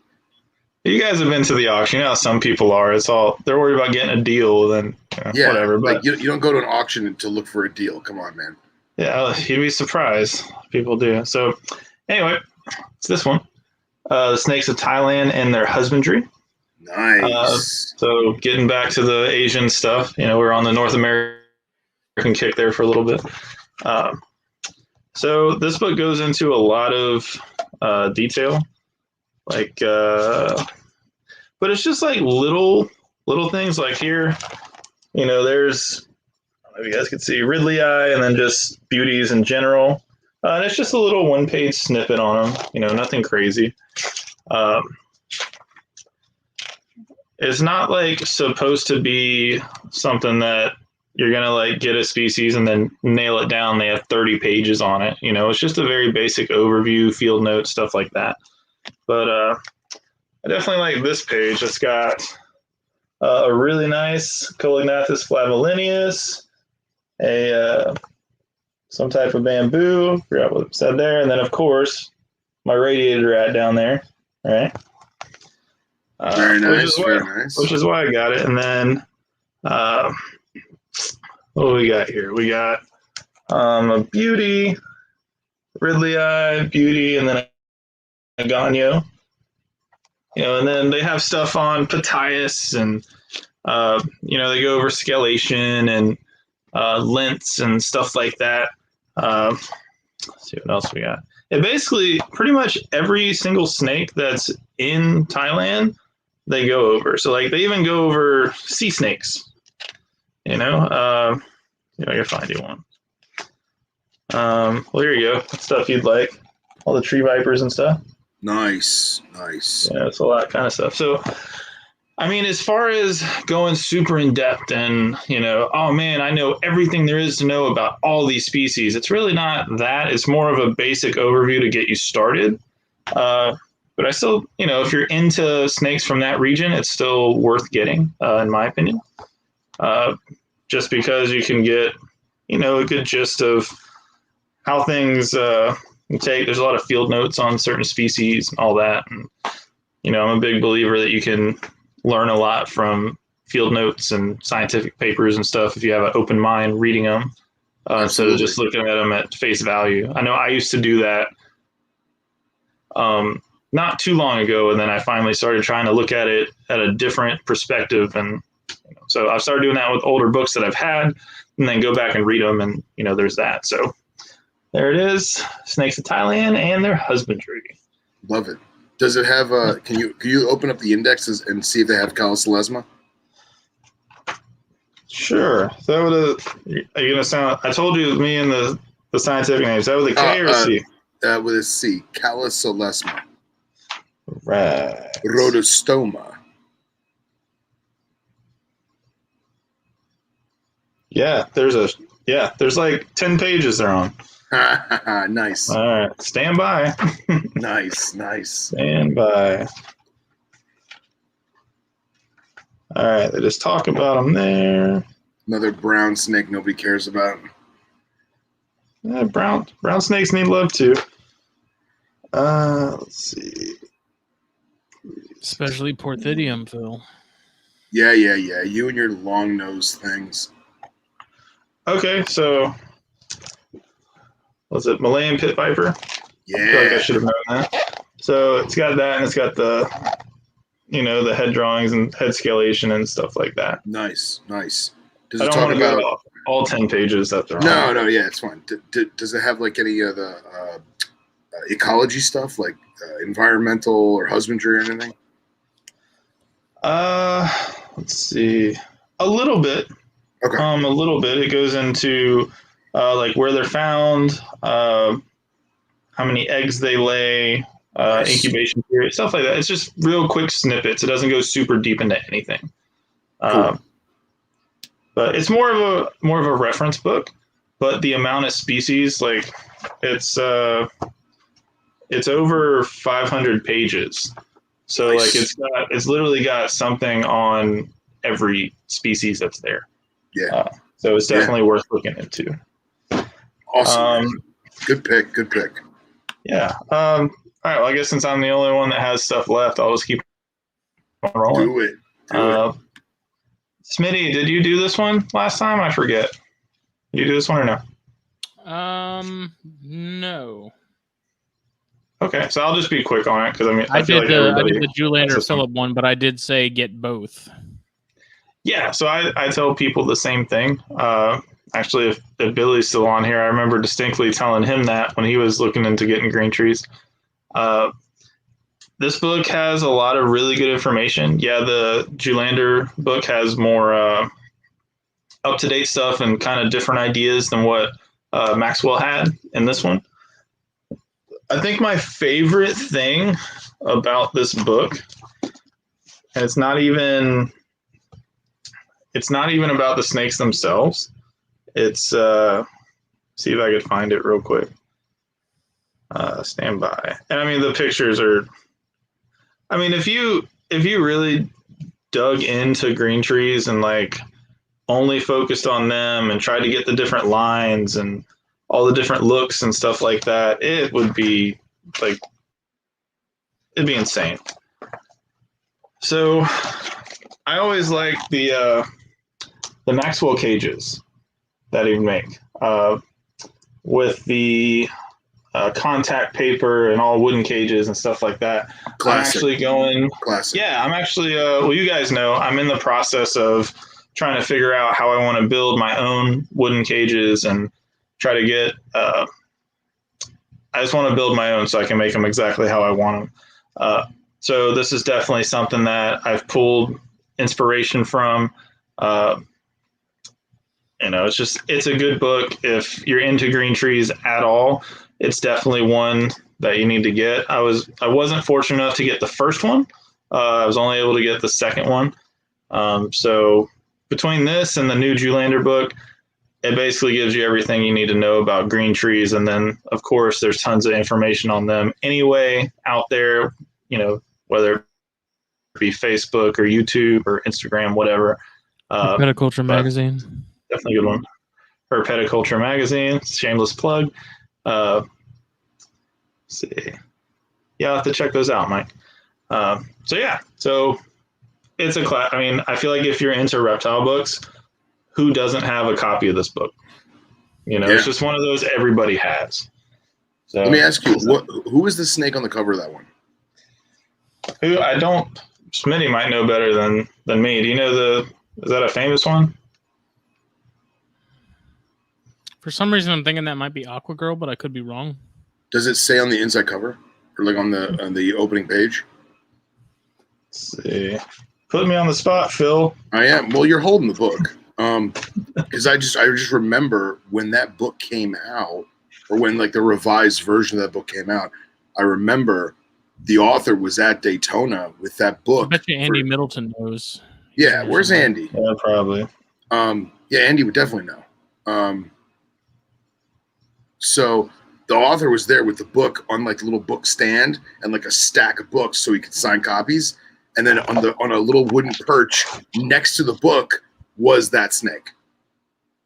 Oh, dude, look at that. I mean, look at that. Look at those snakes, you know, like that's. Would you look at it? There's so many. There's so many. There's so many like just gorgeous, freaking yeah, right. There's so many gorgeous green trees in here, man. Just I actually all okay, the like so, original stuff, man. The stuff that's like the reason we have some of the designer stuff we have. All right. So funny story about this book that I just remembered is I was telling you, Phil, when you were here, Anita, out of all the snakes, her favorite are the green trees. So she decided to grab this book on her own, and whenever she had time, she would read it. She read the whole thing, and she would text me, and she's like, I like the mustard line. I like the high yellow line. I like, you know, this animal, that animal. I'm like, oh my God. Then she's telling me what localities she likes the best and all that kind of stuff. So even somebody that isn't into snakes at all was able to read this book, comprehend it, understand it, and all that. So it's an easy read as well. So that's a good sell for it too. But I always thought that was funny. You know, she's like, oh, I like the, I think it's the mustard line. I forget exactly what it was, but it was just funny. I was like, oh my gosh, yeah, all right, that's a $3,000 snake at least, you know, but you got good taste, I guess. Right. I love it. Love it. So, okay, I'll just jump right into the next one. Any complete book is going to be amazing. That's just how it is, right? Yep. The complete Children's Python, which should be more the complete Antaresia because it covers everything. Mm-hmm. I reference this a lot because I bred Antaresia for the first time this year. Is that Darth? Oh, okay. See, Mike Cuppin said that animal's Darth Maul on the front. And for some reason, I was thinking it was a different one, but it might be. I'm not good with green tree history. I get that one mixed up with the Ella Diablo. Okay.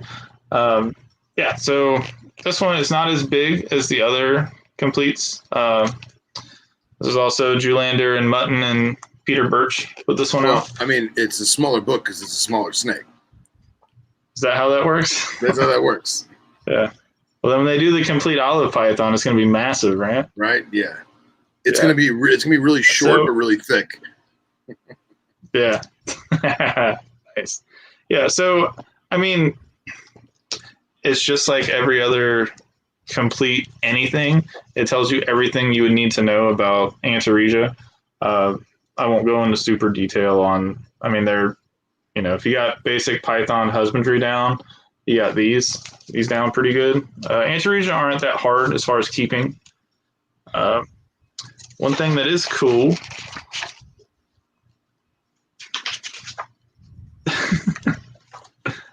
Yeah.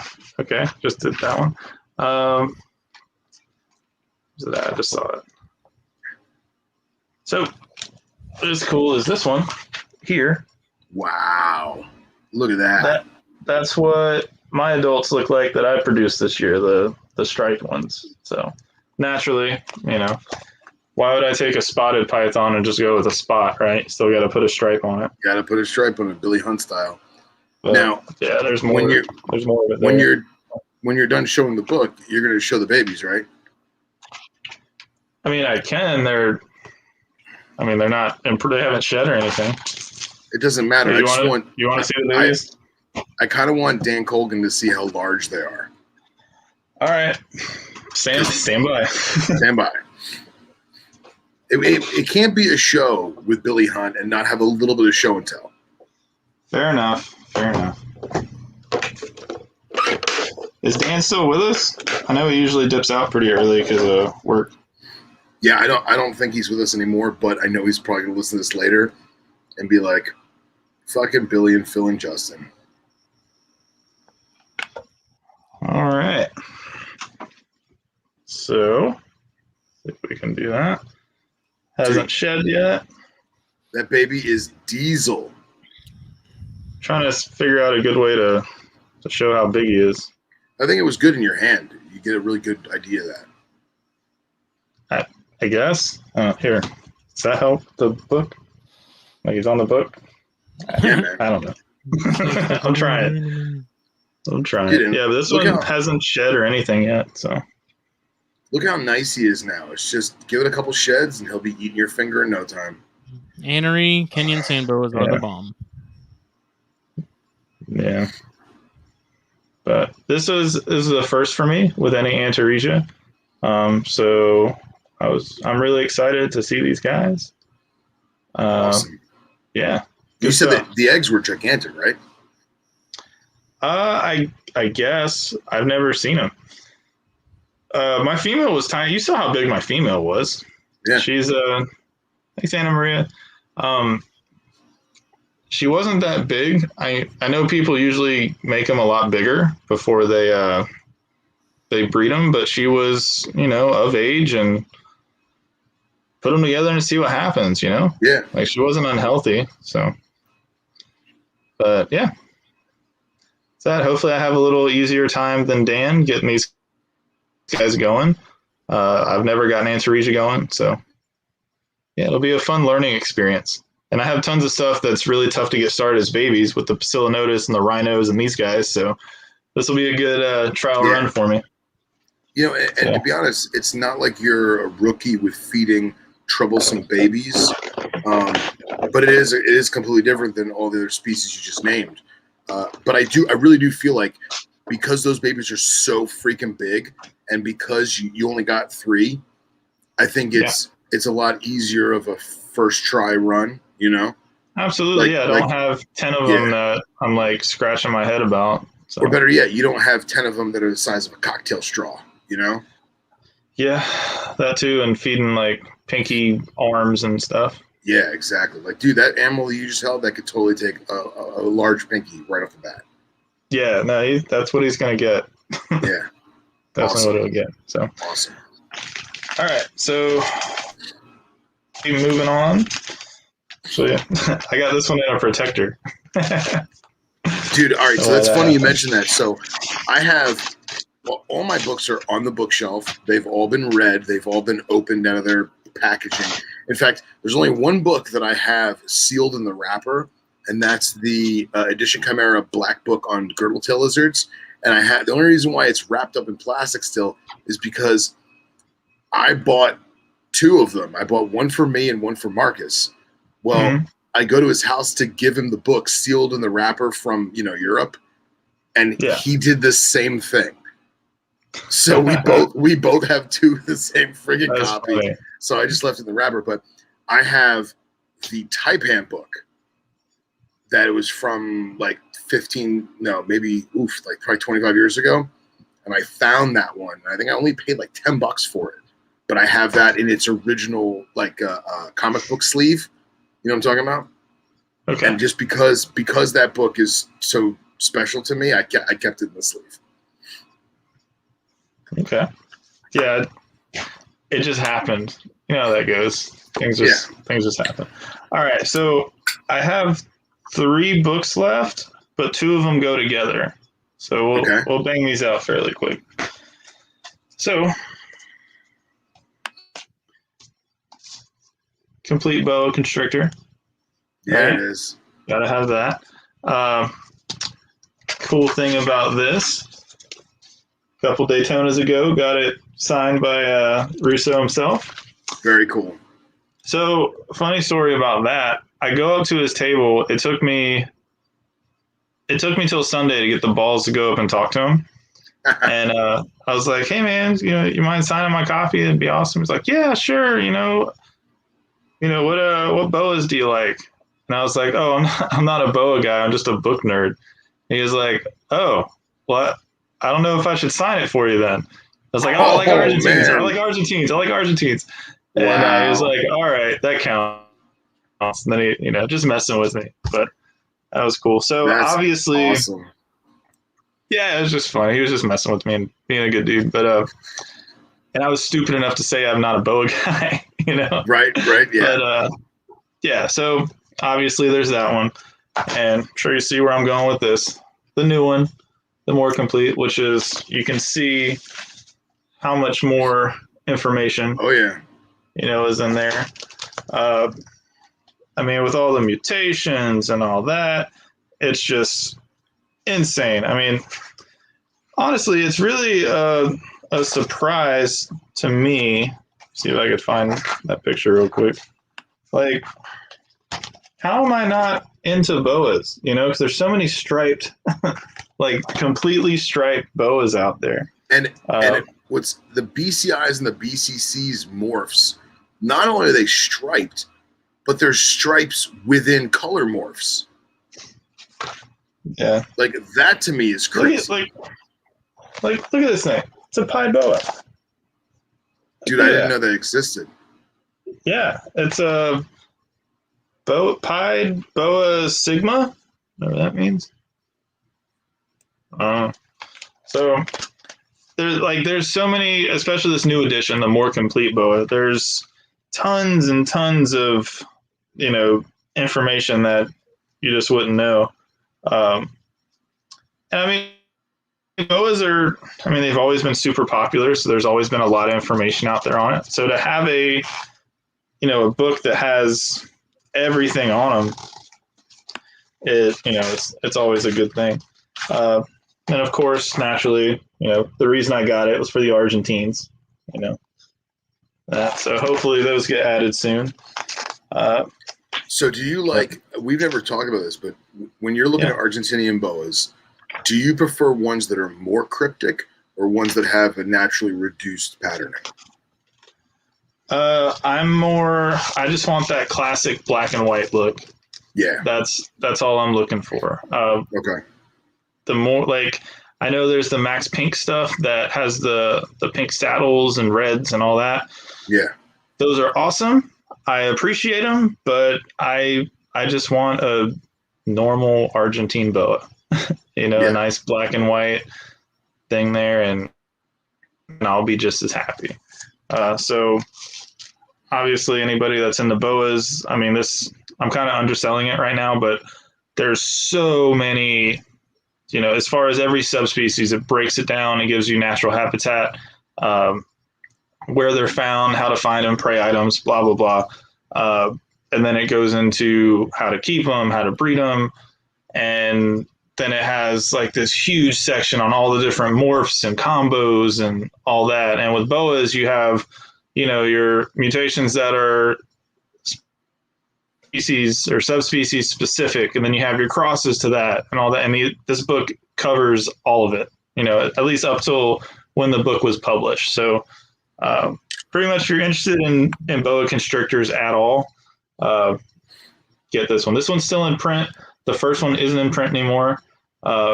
It's one of those you can find online at a stupid high price if you want to do that. But honestly, if unless you want the nostalgia of having both of them, I would definitely get this one, just because of the information that it has. So there's that. So the last one I'll do. So I'll give a story with this one. I did a presentation for a local herp society a little while ago, before COVID and all that. I ended up meeting a guy, Mark Wise, I believe his name was. He basically used to do importing back in the 60s and 70s and stuff. So the stories this guy had on stuff they would bring in, and he would go to the Amazon, and he was talking about, he's in a boat with, locals, and they're looking for emerald tree boas and, just stuff that happened. When you're out in the wild, stuff's going to happen. And stories from the field. Yeah. And from the 60s and stuff, it was just super cool. And of course he knew all the bigger names and the guys that have been doing it forever, bring up Crutchfield, and he's like, oh, Tommy. Yeah, I remember that fool. And, stuff like that. So it was real cool. So I became friends with him because after my presentation, he was like, holy crap, you actually know what you're talking about. You're not just some Yahoo that, just got two snakes and put them together. Cause I was it was with the carpets, and, he could tell. So, he gets my information, and he ends up reaching out to me. He goes, "Hey, I have all these books. I don't need them. If you're interested in them, let me know." So I was like, "All right, yeah, cool." So I go over to his house. I see what he has. I think I have some books there that if like some turtle books and crocodilian books, and I have a lot of Australian monitor books that I think a lot of people would be really into. So basically, that's where I got the reproductive husbandry of pythons and boas, the blue Bible. Yeah. When I saw that one, I was like, yep, that one's coming. Don't care how much you want for it. Nice. So he gave me a really good deal, and I walked away with like 2 boxes of all these amazing books. Super nice guy. So Mark, thank you so much. One that it's a classic. I've gone through it. Some of the stuff is dated, some of it's not, some of it stayed the same. It's a real small book, short book, but The Care of Australian Reptiles in Captivity by John Weigel. It breaks down basically every reptile in Australia that we keep. Like I just flipped random page. Look at that jungle. Wow. Look at that. How about it? Dude. Good stuff. Natural stripes. Yeah, it's not the fake stuff we got here. But it goes into how to probe and stuff like that, like the basic stuff that a book back then would go into. It's only like 140 pages. There you go. Something you would like. King Brown stuff. Very cool. Very cool. So, yeah. So like it goes into venomous too, all that, lizards, monitors. Like this here, it goes into that's supposed to be an outdoor enclosure, and they're showing an arboreal hide that's heated by itself, so the animal can go and basically be in the arboreal stuff that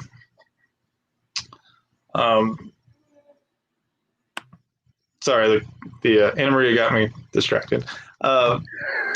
It's just cool seeing how they used to do it. You know what I mean? And there's stuff that might be outdated, but if you put a modern twist to it, you could still implement it. So that's what I like about these older books. And there's tons of stuff that they could say that with here. Like they go into well, let's see what's here. Okay, this is kind of funny. Probably shouldn't show it, but I will. It gives a whole diagram on snake bite treatment. Oh my god! If you get it, what's it say? That, like fang marks and all that. Like, oh my gosh, that's great. I love it. Here, let's see what. Let me read it real quick. Sorry.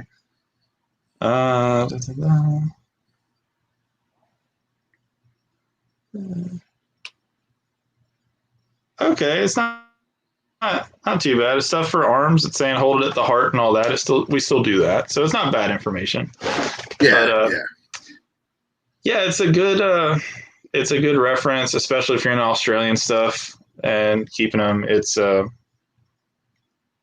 of those old classic books that if you want to have a collection, like I was saying when you guys were here, yeah, we're reptile keepers, but we're also collectors at the same token. Yeah. So, like we collect all the animals, and a lot of us do the book stuff too. Like we just can't help it. We just have to have collections of something. Yeah. So finding these old books that show how we used to do it, years ago, decades ago is, some of us just eat that shit up pretty much. So of course, 100%. Yeah. 100%. So, that is all I have. Unless you want to talk about the one book I have, Phil, that I undersold the last time. we can show whatever you want to show, buddy. It's up to you, or if you want to wait for yours, that's cool too. Well, no, show it off, and then I'll say with my spiel. Okay. I'll be back. I gotta go. Yeah, go grab it. I really do love when we do these book episodes because we all geek out over it, you know, and like we all have all these books and we use them for one reason or another, where it's because you just like to read them or you want to use them as a reference for your husbandry and your medical stuff and or you're just enamored with snakes and reptiles, whatever. But we all share that in common. It doesn't matter if you're a frog guy or a turtle guy or a snake girl. It doesn't matter. We all love herp books. And I feel like now, even with especially with the internet, we have the hunt for the books that we like. But then at the same time, there's always new books coming out and renovations of books and additions and addendums and such. And we just share it all. It's awesome. I love doing these episodes. So yeah, this is good stuff for sure. What do you got there, Billy?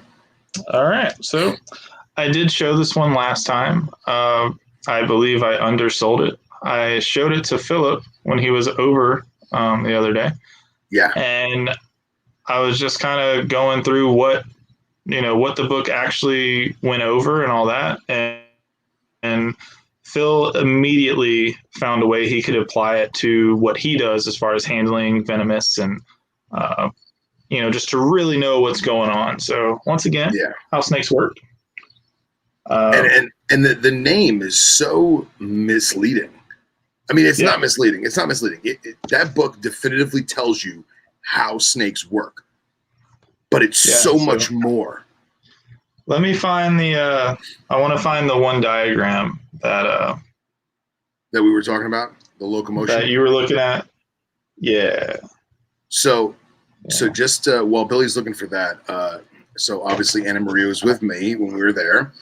And all right, so look at that. So it breaks down the snake's body into sections and shows you a prediction of where the animal is going to be in relation to the locomotion of the species. So I think that one's Sidewinders, right? Yes, I believe so. Yeah. So it's showing you the undulation of the body in relation to distance, right? And we can look at that and go, wow, that's really cool. Look at it. It strafes. It doesn't slither forward or backwards or turn corners. No, it legitimately strafes to the side, right? It banks to the side like a fighter jet. But it shows you how it does that. So we can take that and appreciate it for what it is. Or if, let's say, we're doing it in captivity, we can use that to get a prediction of where the animal's going to go and how much space and how much time it needs to close that distance.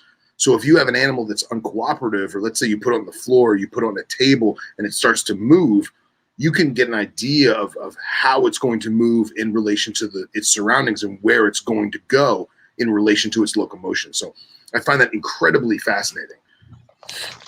Yeah, well, like you said, it's not necessarily something that you didn't know per se. Yeah. But there you go. Here's another one. That's good on. Yeah. Oh, that's awesome. Showing all the different, points of contact that they would have when they're moving and which ways the body would move and all that kind of stuff. Yeah. Awesome. And then my one that I really like, I'll show one more, is actually a couple. Sorry. If you guys have stayed in this long, you're going to see a few. But the tree boa and the striking and the force and all that, all the mechanics of it, Yeah, the literal mechanics of a strike. Because, like, how often have we all seen strikes and you just think, okay, yeah, striked it, whatever. We don't really break it down and think, oh, crap, it's doing all of this and all of that. And, let's see. Yeah, you think about, like, the muscles that we use to do daily stuff. And, like, everyone always talks about, like, oh, it takes more muscles to frown than it does to smile. Well, that's true, and you can apply that to all this stuff. Eating, was it seaweed or algae? Yeah, I think it was like kelp or something, and that's a cottonmouth. Yeah. Awesome. So that reminded me of Wyman posting the video of his Curie snake eating the ball python shed. Oh yeah. That's right. And he put it in there for enrichment, and Yeah. he's like, "Oh shit, you're eating it." Yeah, it's crazy. Hey, there's always nutrients to be found. Yeah, so that's just one of those. Let's see, there's one more thing. And then we'll stop nerding out. The tentacled snake diagram. Oh yeah. Show that. That was awesome. Yeah. So there you go. There. So we actually have these at Busch Gardens, and when you look in their enclosures, they're always hanging in the sticks in the water and all that, and they always are sitting at that J position. And after reading this and seeing how they actually hunt and stuff, it's actually a lot cooler to see them and be like, oh yeah, that's what they're doing. You actually recognize behaviors and stuff like that. Yeah. So once again, I know I showed it the last time, but I think anybody that's in the snakes at all and really want to know how they do what they do, and really know the mechanics of everything, how snakes work, it's a good one. Yeah. And it's an easy read too. It looks like a textbook, like when you look at it, like if you just open it up and look at that. But it's actually an easy read. It's not filled with a whole bunch of scientific and academic words and all that. It's very common language type of stuff. So it's a good one. Sorry, Phil, I interrupted you. No, I was just touch back on what you're saying is that you unknowingly undersold it. And it, to me, I was like, oh, that's a cool book, whatever. And then you showed it to me and you're like, look at this. And I was like, what? And I flipped the pages and just page after page of info that it gets you to think outside the box. And I love that. I love thinking outside the box and like looking at something that I've looked at 1,000 times and going, holy shit, look at that. I didn't even realize it, And the best part about me getting Billy showing me that book again was the whole time we were talking about books in the snake room, Anna Maria's on her phone, and people are on their phone. I don't know if she's texting somebody or talking to her mom or whatever. And then later on, we were walking, I guess we were getting in the car or something, and she's like, okay, done. And I was like, what's done? She goes, I got you that book. And I was like, oh, she found it online and got it for me. And that's amazing. So thanks, babe. Thank you. It's a good one. It is a good one. So, well, like I guess I did know, but I didn't know at the same time. Like so much information in that book would apply to what you do and like when you teach classes and stuff like that. So where it helps you more predict what the animal's going to do, which in your situation is anything you can use to help you predict more what that animal is going to do is going to be safer overall for you and the animal. So right. Definitely a good resource. I'm eager to look at more of that locomotion stuff because, I have different hook heads and different hook lengths and different hook materials for different species that I work with. And like when I went over Billy's, we were getting stuff out of my trunk for his house. And, he starts pulling out all the snake hooks I have in the trunk because I got like 7 snake hooks in the trunk. Yeah. And he's playing with each one. And I was just thinking like, there's a reason for each one of these. Like, yeah, I could scoop up a snake with a hook. Like, it doesn't matter what it is. I could do it with a freaking clothes hanger. You know what I mean? But there's a point to them all being designed the way they're designed. And maybe that's just me. Maybe I'm weird. And I love that locomotion stuff. And like using a particular tool for a particular task with a particular species. And I can't wait to read that book. Like really read that book because I know I'm going to get eyeball openings at some point. Oh, for sure. Well, think of how much you learn just by skimming through this one, Yeah, I mean, we looked at those exact same, 4 or 5 pictures, and I learned something from every single one of those pictures. Yeah. And that was just the pictures, Yeah. Yeah, for sure.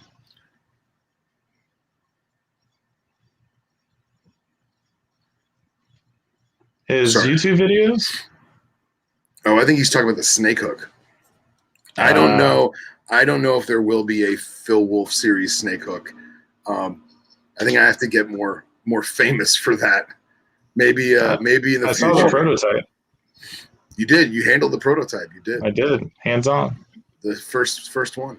So I can't wait to bring it to West Texas, man. Get some real field work with it, you know?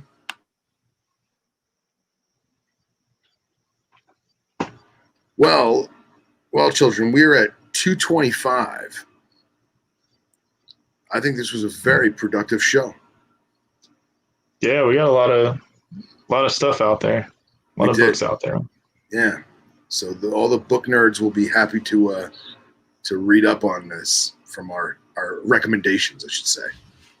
Yeah. Well, now I know if we do another one, I'll only pick a couple books. I felt over prepared. Nah, it's all right. I was underprepared. I only picked 2.5. So,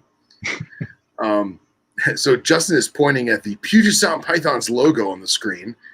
Just a reminder that this show is brought to you by the fine folks Gendra at Puget Sound Pythons. No, it's backwards, Bill. You gotta.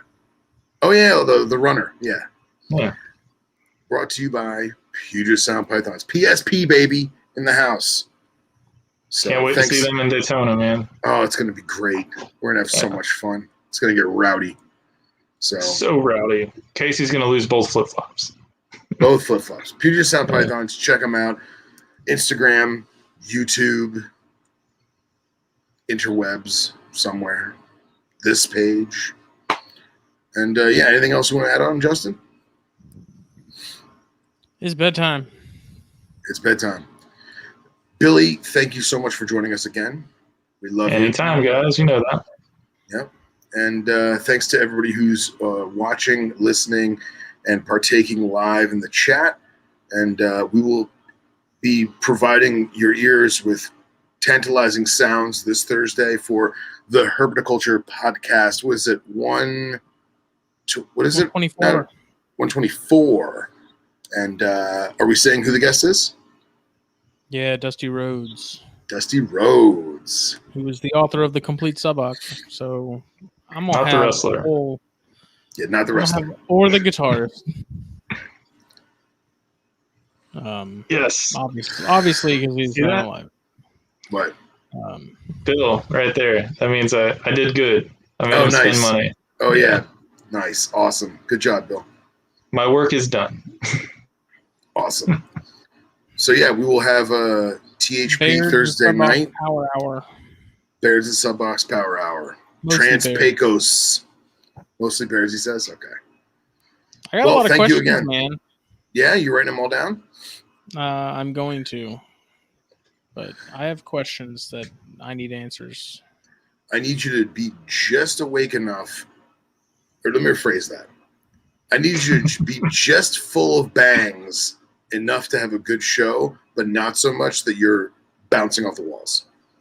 As long as he doesn't have scotch, he'll be fine. Okay. I don't even drink anymore, like at all.